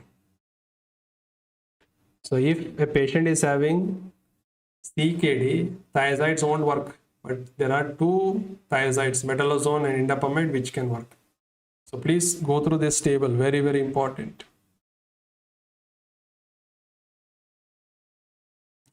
Now coming to the next one, hypertension patient with recurrent calcium renal stone. Tell me which diuretic is preferred. This is for you. A patient is having neurogenic and nephrogenic diabetes insipidus. What is the diuretic preferred? Thiazides. Thiazides can be used for both neurogenic and nephrogenic. But thiazides are the drug of choice for nephrogenic diabetes insipidus. Suppose a patient is having recurrent renal stone and also hypertensive, I give thiazides. Why thiazides, sir? Why thiazides? Because thiazides, they reabsorb calcium. If calcium is not coming in the urine, no stones. So this is again a NEET PG question for you guys. I hope you got these points, right? Now again the adverse effect. Should I remember like my notes? No, I will give the adverse effect. You guess the diuretic. Diuretic. I have given the adverse effect. Diuretic causing allergy, hypokalemia, hyperchloremic metabolic acidosis, and renal calcium phosphate stone. Tell me which diuretic can cause that. Please remember, most of the diuretics can cause allergy. You can see all the three written as allergy. Why these drugs will cause allergy? Because they are derived from sulfa. Sulfa allergic people are there. So allergy, hypokalemia, hyperchloremic metabolic acidosis, and alkaline urine. I'll give one more clue. What diuretic will do that? The diuretic is carbonic anhydrase inhibitor. The name is acetazolamide. Allergy, metabolic alkalosis, ototoxicity, and all are hypo. Remember, loop loads everyone. Loops potassium, sodium, chloride, magnesium, calcium. And you can see the loops in the ear. So who will do that? Loop diuretics will do that. Yes, sir. Allergy, metabolic alkalosis, erectile dysfunction, hypo, everything but hypercalcemia. This is thiazides. This is thiazides. So all the three drugs cause allergy, but how do I differentiate in the exam? If they give erectile dysfunction and hypercalcemia, because thiazides keep calcium, thiazides. Loop diuretics, they throw the calcium and every ion out, and they can cause ototoxicity. They are loop diuretics. So you can come to the conclusion with these points. I have highlighted that in red.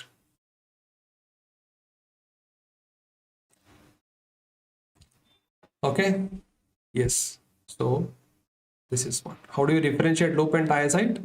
Loop, ototoxicity, and decrease all ions. Thiazide, erectile dysfunction, and decrease all ions, but increases one thing, that is calcium.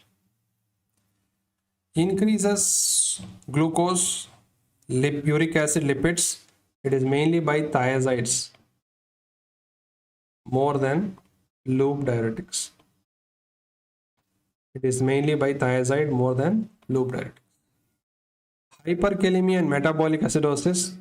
Hyperkalemia, potassium is increased by potassium sparing diuretics. What are those? You know it. Potassium sparing diuretics, the mnemonic is paste. P for potassium sparing, A for? Yes, tell me. Amyloride, spalactone, triamtrin, eplerenone. Amyloride, spalactone, triamtrin, eplerenone. Gynecomastia and loss of libido is done by spironolactone. Spironolactone. Okay. Okay, let's move on to the next slide. Drug of choice for neurogenic diabetes insipidus. Neurogenic means brain is not producing ADH. Then desmopressin.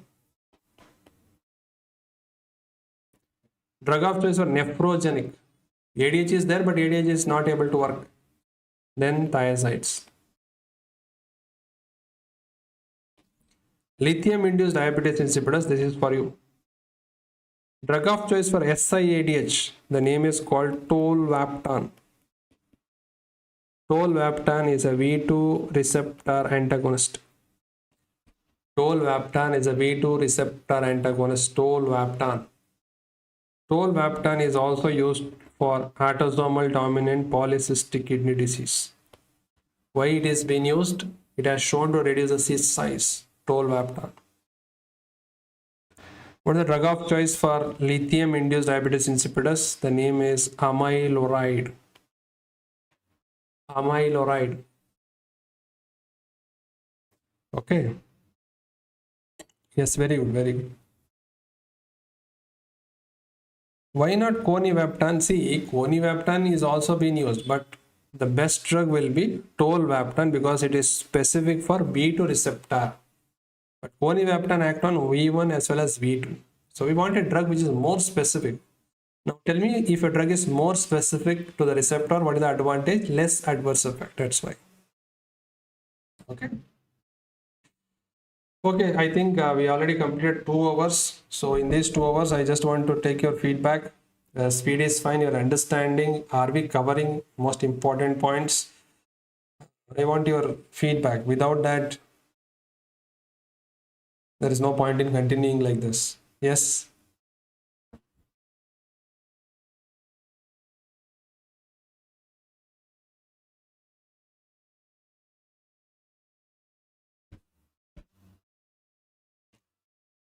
Okay.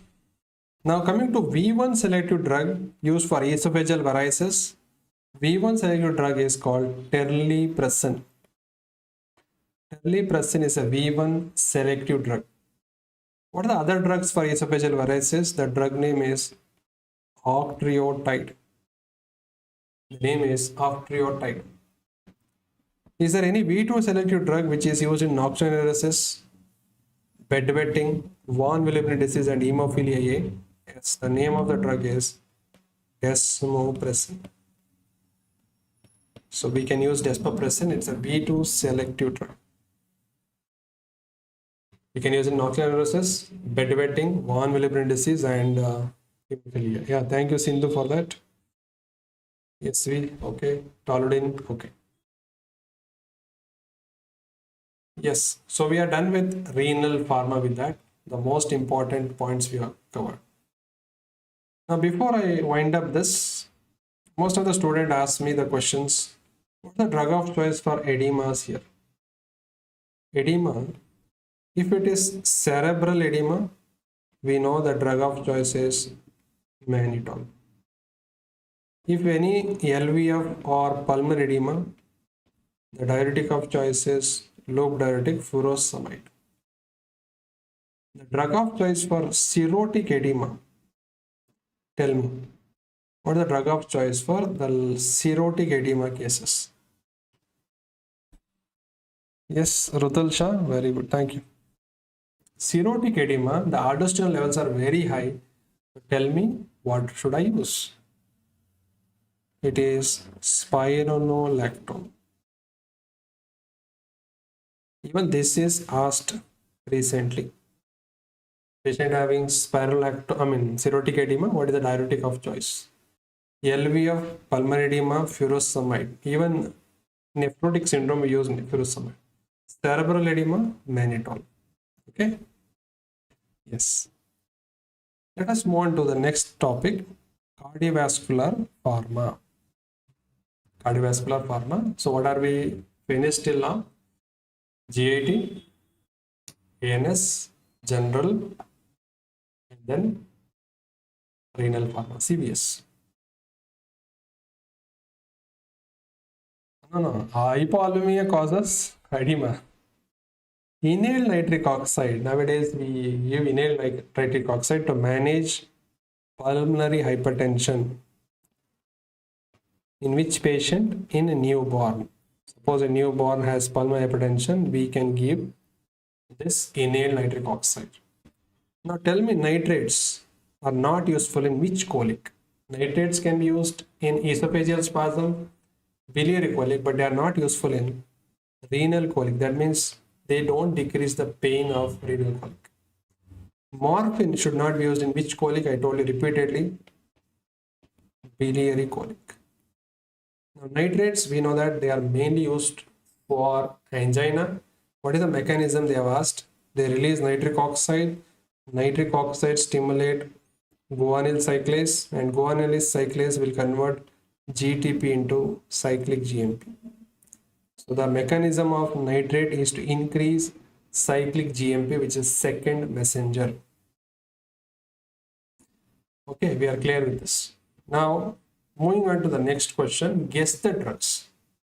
These are drugs used in angina and CHF. You have to guess. Inhibits late sodium channel and used in angina. Come on guys, you keep on guessing. Inhibit late sodium channel and used in angina. The name is called ranolazine. So remember, if you are lazy, you will come late to the class. So late sodium channel is blocked by ranolazine. They are used in angina. Inhibits funny sodium channel and causes vision impairment. The name of the drug is ivabradine. Ivabradine. How to remember the name? IV, it causes impaired vision. Brad, it decreases the heart rate, bradycardia. IN, inhibits sodium. N for sodium. Which sodium? Funny sodium.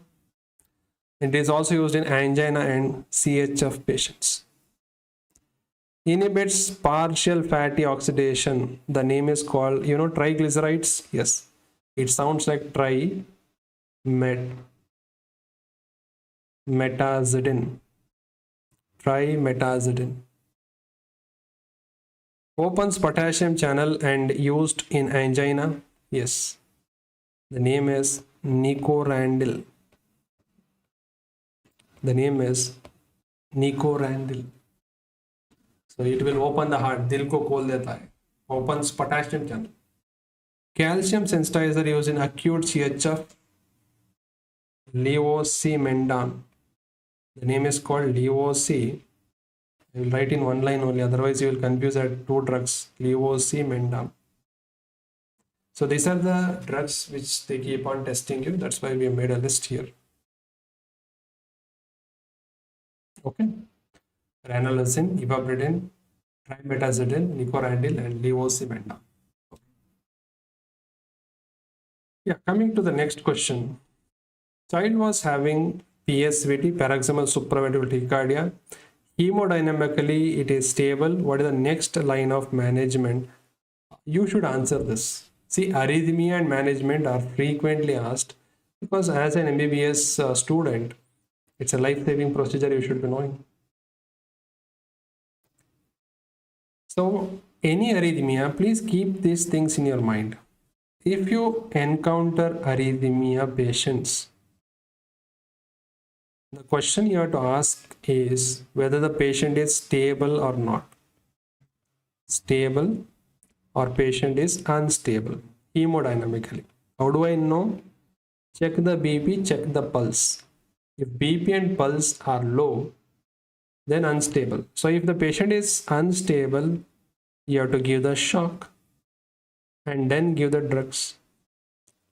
Simple. If the patient is stable, then you can directly give the drugs. This is the basic you have to understand. So arrhythmias, there is a patient having arrhythmia. Check stable, drugs. Unstable, shock and give the drugs. Here patient is stable, so they have given the option of shock. No. So I have two options: adenosine 0.1 milligram per kg, adenosine 0.2 milligram per kg. See, it's a child, so for a child we give 0.1 milligram per kg initially. If not responding in 1 or 2 minutes, we go for 0.2 milligram per kg. So the next management will be this. Before that, you can do massage and all, vagal maneuver, massage, everything. So usually in adults, what we do is we give 6 milligram. Okay, we have to give within 1 to 2 seconds, quickly, rapid bolus, and we wait for 1 to 2 minutes. Again, you can give 12 milligram. Not responding, again you can give after 1 to 2 minutes 12 milligram. So this is how we can give it.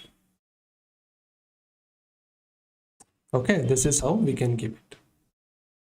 But if a patient has taken caffeine, coffee, has drunk coffee, and patient is having PSVT, the question is, will he give 6 milligram or will he give higher dose or lower dose? Tell me. Patient has taken caffeine. So will he increase the dose or will he decrease the dose? Tell me.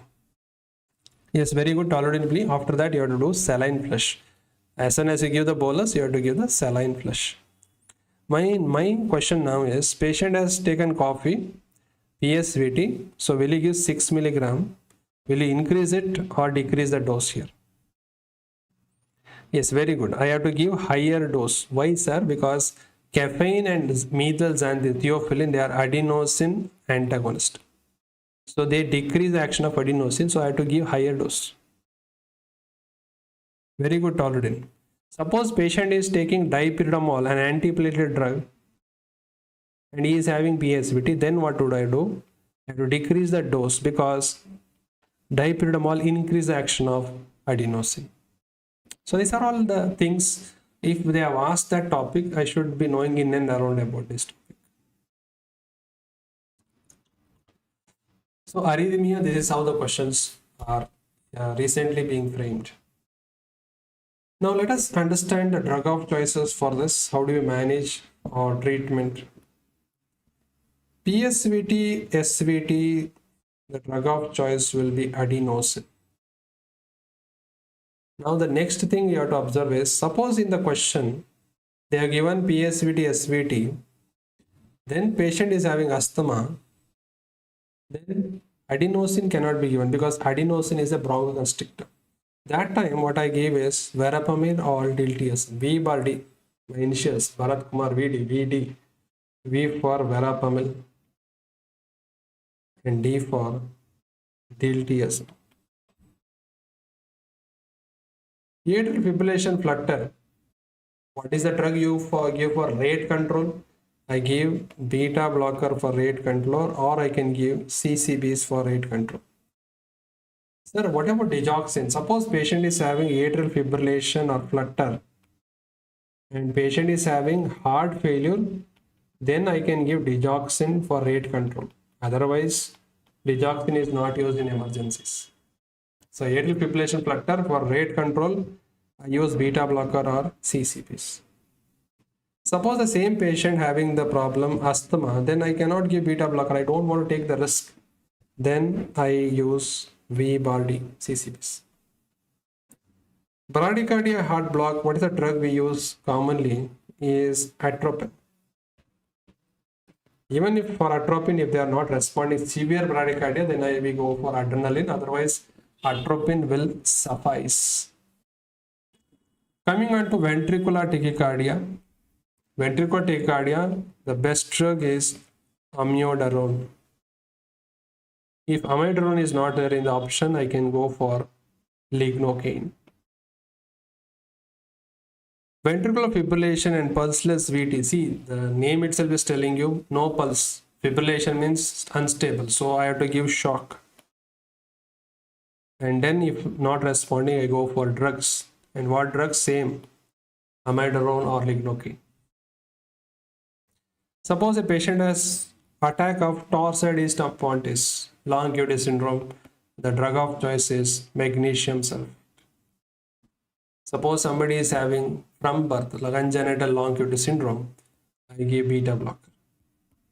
The last one is for you. Tell me, how do you manage that? Digoxin हमने दिया था and patient had VT. What's the treatment for?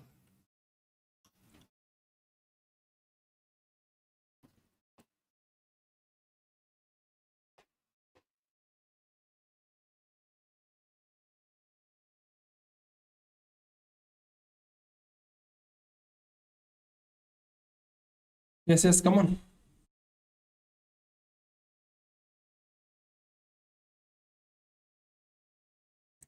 See, very good. The treatment for that is lignocaine. Lignocaine, sir, it's a case of VT. Then why are we not using amiodarone? See, remember, amiodarone will increase the digoxin level. Amiodarone is an enzyme inhibitor. It increases digoxin level. When do you see digoxin is arrhythmia? Digoxin toxicity. So if I use amiodarone, it will worsen the digoxin toxicity. So I will give safer one, lignocaine. That's the logical. So what we understood from this is the arrhythmias and how do we manage. So I told you a basic concept, arrhythmia, when to give drugs, when to give shock. Okay, yes sir. Now moving on to the next concept, lignocaine is not useful in atrial arrhythmia. True or false? True, because it will work only on ventricular arrhythmias. Class 1A and class 3 antiarrhythmics cause QT prolongation. I told you earlier also. True.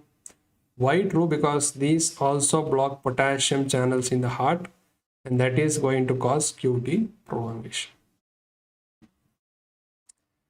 Now moving on to the next question, which of the following antiarrhythmic drug can cause corneal deposits and lung fibrosis? Corneal deposit and lung fibrosis. Lignocaine is safer. Amiodarone is the culprit. Amiodarone will cause the problem. Amiodarone can cause corneal deposits, lung fibrosis. One question was asked, it can cause blue man syndrome, photosensitivity and development. Procainamide, it can cause drug-induced lupus. Drug-induced lupus. And verapamil is a calcium channel blocker. Now let us do one thing. In CVS drug, you try to guess it. Adverse drug effect, I have written one side. You have to guess the CVS drug. What will cause lung fibrosis, Blue-Man syndrome, corneal deposit, rash and allergy? Yes, I will give the first drug name, amiodarone. Yes, tell me xanthopsia and gynecomastia. What drug will do that? Which serious drug will cause gynecomastia and yellow vision? Digoxin. Dry cough and angioedema. What is angioedema? Swelling of the lips, the glottis, everything. Which serious drugs will do that? Come on, you should tell me.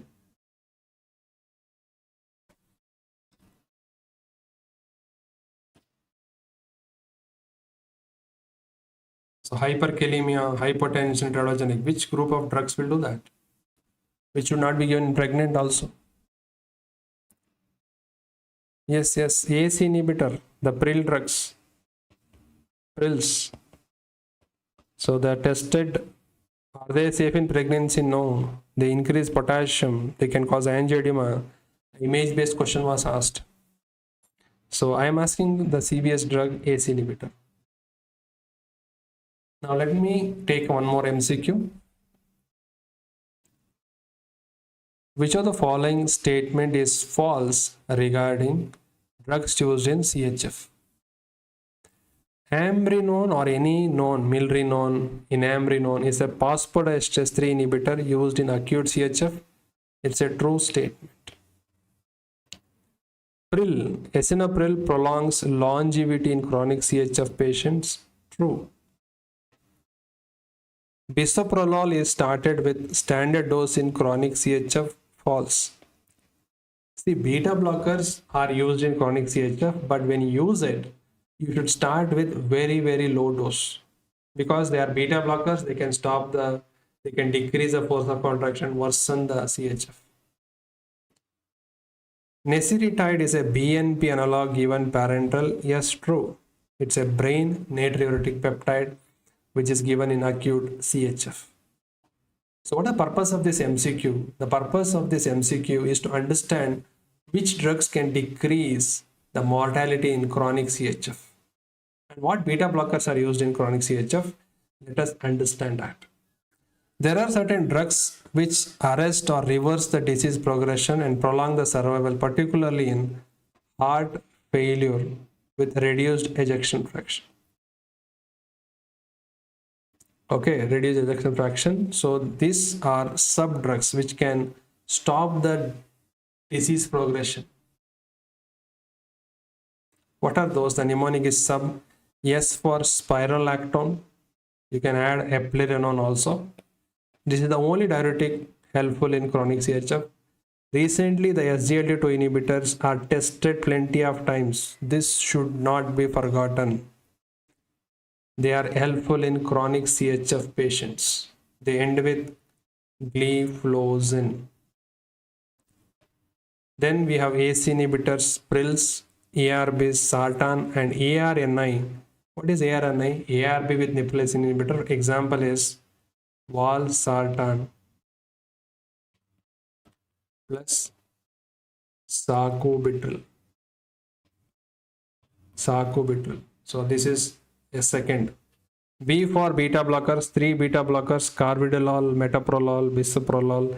These are also used to decrease mortality. So these are the sub drugs for reducing mortality.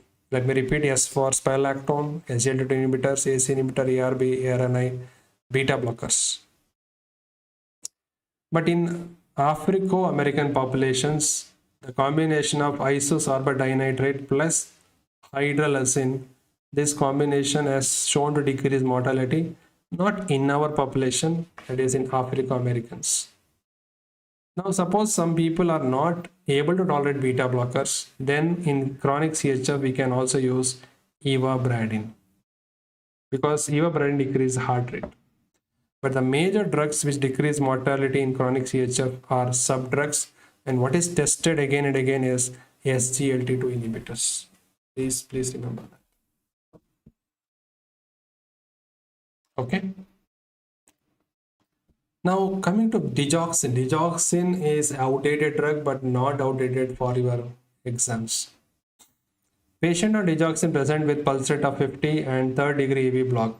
What is the best step? Answer me.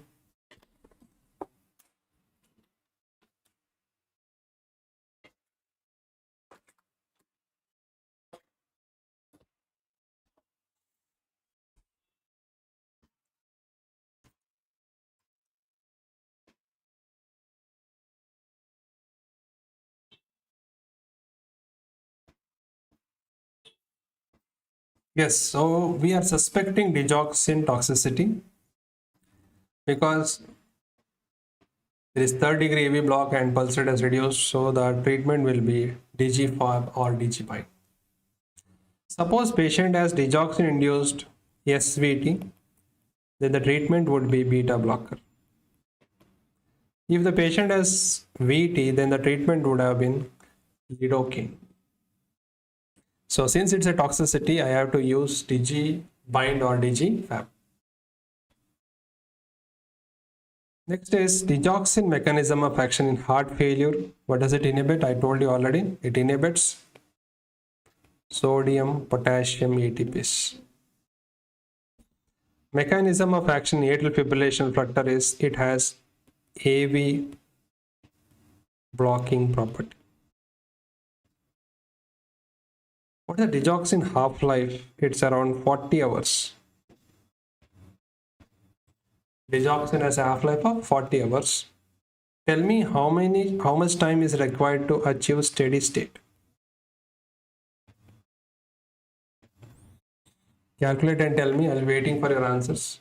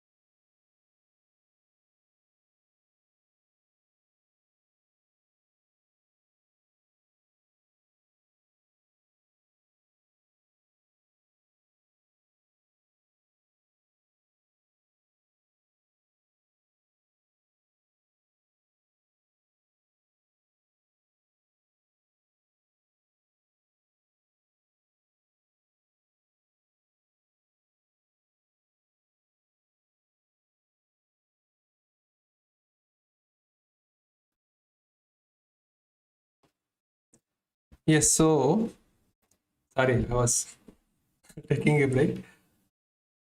Yeah, so it takes 4 to 5 half-lives. That means 4 into 5 is 200 hours. But suppose there is an emergency, should I give digoxin for almost 200 hours and then achieve steady state? No. What do we do? Because it takes so much of time to achieve steady state, by this method, what we do is we give a loading dose. In emergencies, digoxin is given as a loading dose. Now, please understand electrolyte problems can increase digoxin toxicity, that is hypokalemia, hypermagnesium and hypercalcemia. They can increase digoxin toxicity. That's a true statement. Renal failure, thyroid dysfunction, quinidine, verapamil, amiodarone, clarithromycin. This was recently asked, can increase digoxin toxicity. True. Okay, that is the true statement. Renal failure, thyroid dysfunction, quinidine, verapamil, amiodarone can increase digoxin toxicity. Yes, try to answer the next question.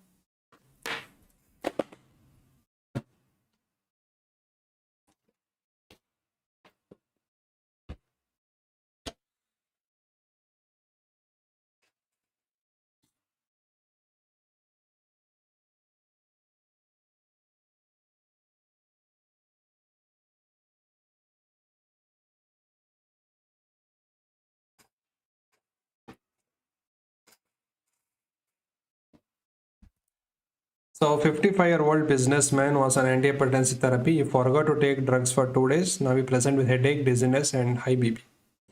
Which is the likely antihypertensive? The antihypertensive is clonidine. So clonidine is a drug which you are taking regularly, no problem. But when you stop it immediately, there will be sympathetic surge and rebound hypertension can happen. So the answer will be B, clonidine. Now, there are certain questions they will ask you. What if you suddenly stop a drug if you're using for some condition? Suppose you are using a drug for resistant hypertension and when you stop suddenly you develop headache and high BP, the drug is clonidine.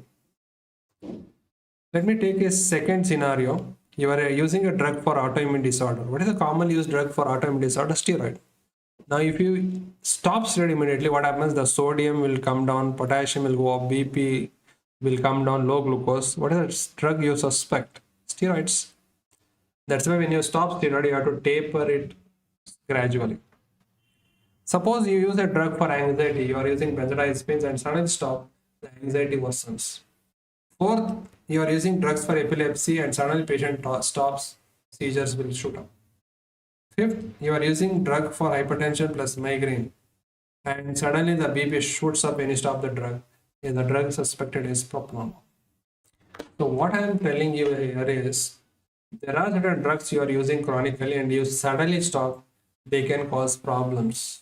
This is the list which has been tested. Already clonidine is tested, steroids are tested. Suppose I am an anxiety patient, I am taking diazepam, benzodiazepines, and suddenly stop, my anxiety will increase. Suppose I am having epilepsy, stopped anti-epileptics, then suddenly epilepsy increases. Patient is on beta blocker, suddenly stops, BP shoots up. So these are the things. Now let's go in detail about hypertension. What are the first line drugs for hypertension? There are 3 drugs for first line ACT.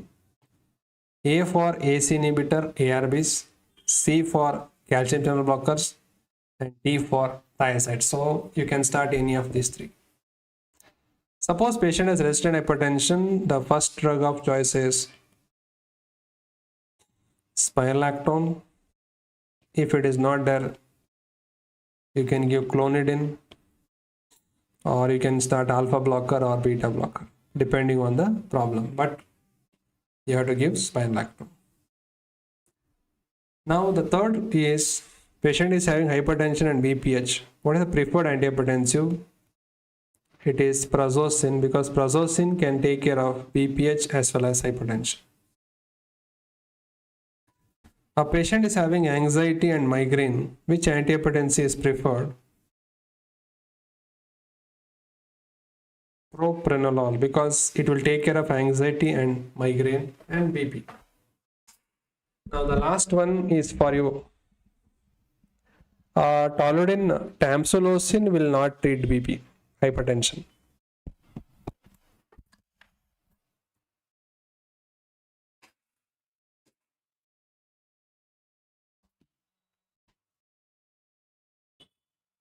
So remember endothelin receptor antagonist end with entan.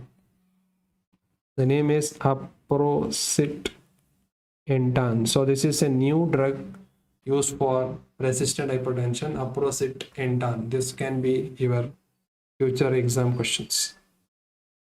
Aprocitentan. Pregnant patient, she has seizures and BP of 210/110. It's a eclampsia. So what is the drug of choice? Magnesium sulfate.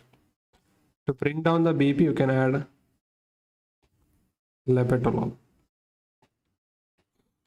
Now tell me, patient has gout and hypertension. What is the preferred ARB?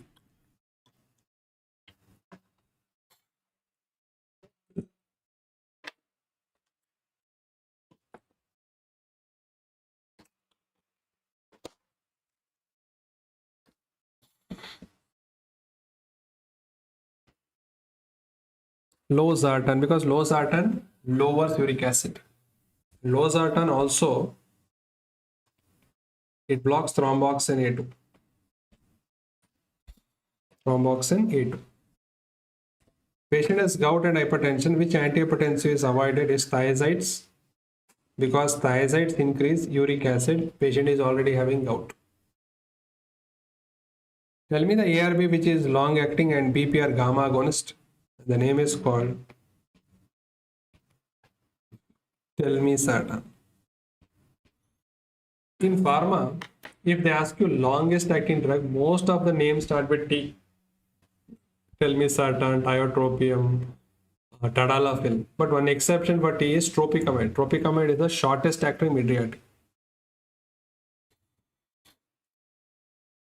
A female patient on antihypertensive drug comes for preconception counseling.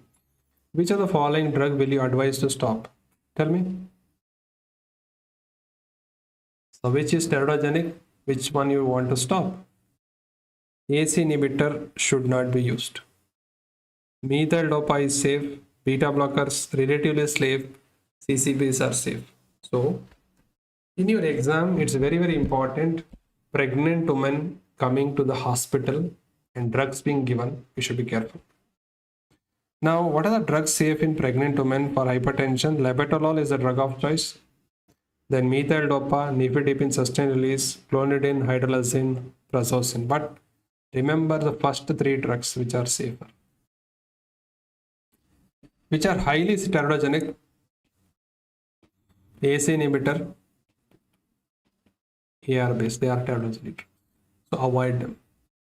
Now in this MCQ, what we are going to understand is, what are these teratogenic drugs? Can you guess them? Let us see. What I have done is, teratogenicity I have given here, drug I have given here. Guess the drugs.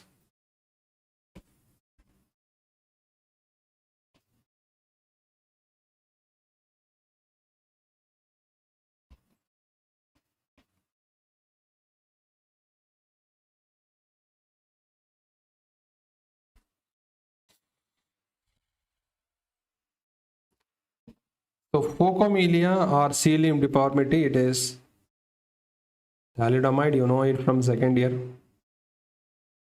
Mobius syndrome, misoprostol. Epstein's anomaly, goiter. Lithium. Any retardation, growth and mental retardation, small phase, it is alcohol. See, if they have given mental and growth retardation both, you go for alcohol. Renal agenesis, you go for AC inhibitors or ARBs. AC inhibitor or ARBs.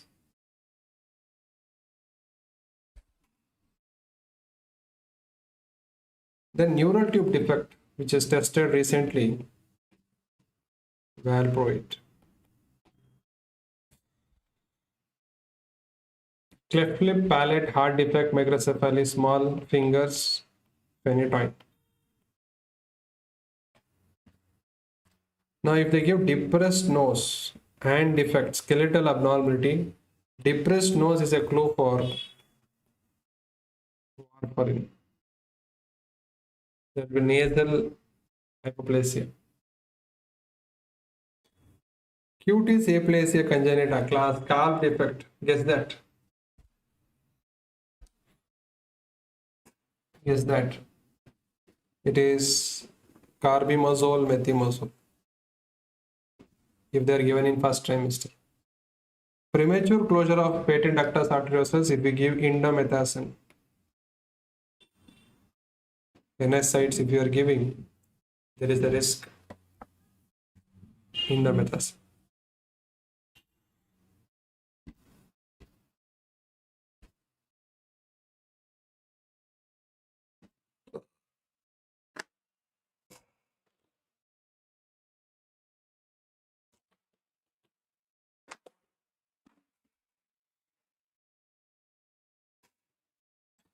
So coming to antimicrobial drugs, cartilage damage, fluoroquinolones, teeth and bone damage, tetracyclines,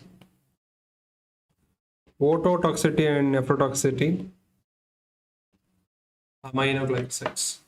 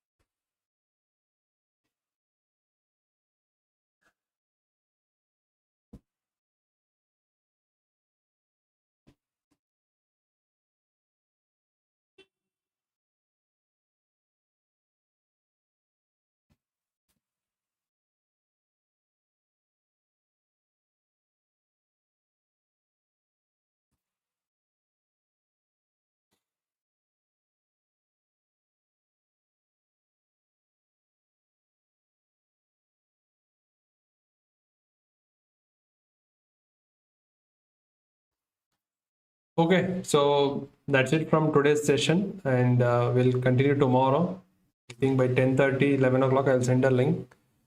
Another 100 slides are remaining. I need another 3 hours of your time. So those who can't attend the class, you can watch it live, recorded video with a 1.5x speed and complete this. So the remaining I will take up tomorrow. So until then, take care. Best wishes. Relax. Tomorrow, I think by 10:30 or 11 o'clock, we'll start the second part. So thank you all. PDF, you'll find that in Telegram. I'll send it there.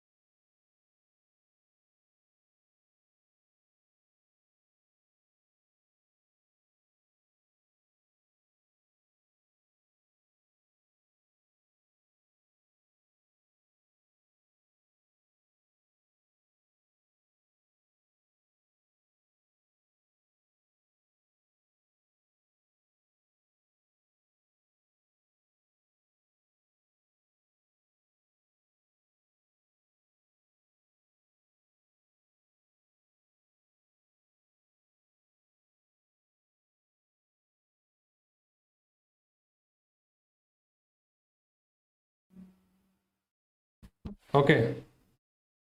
This is the Instagram ID and Telegram group for you to get the PDF, written PDF, annotated PDF. You'll get it there.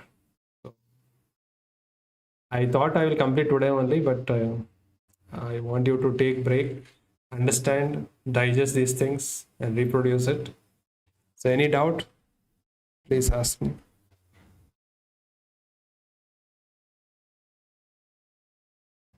Yeah, tomorrow I will take up that XYZ. Okay, thank you all.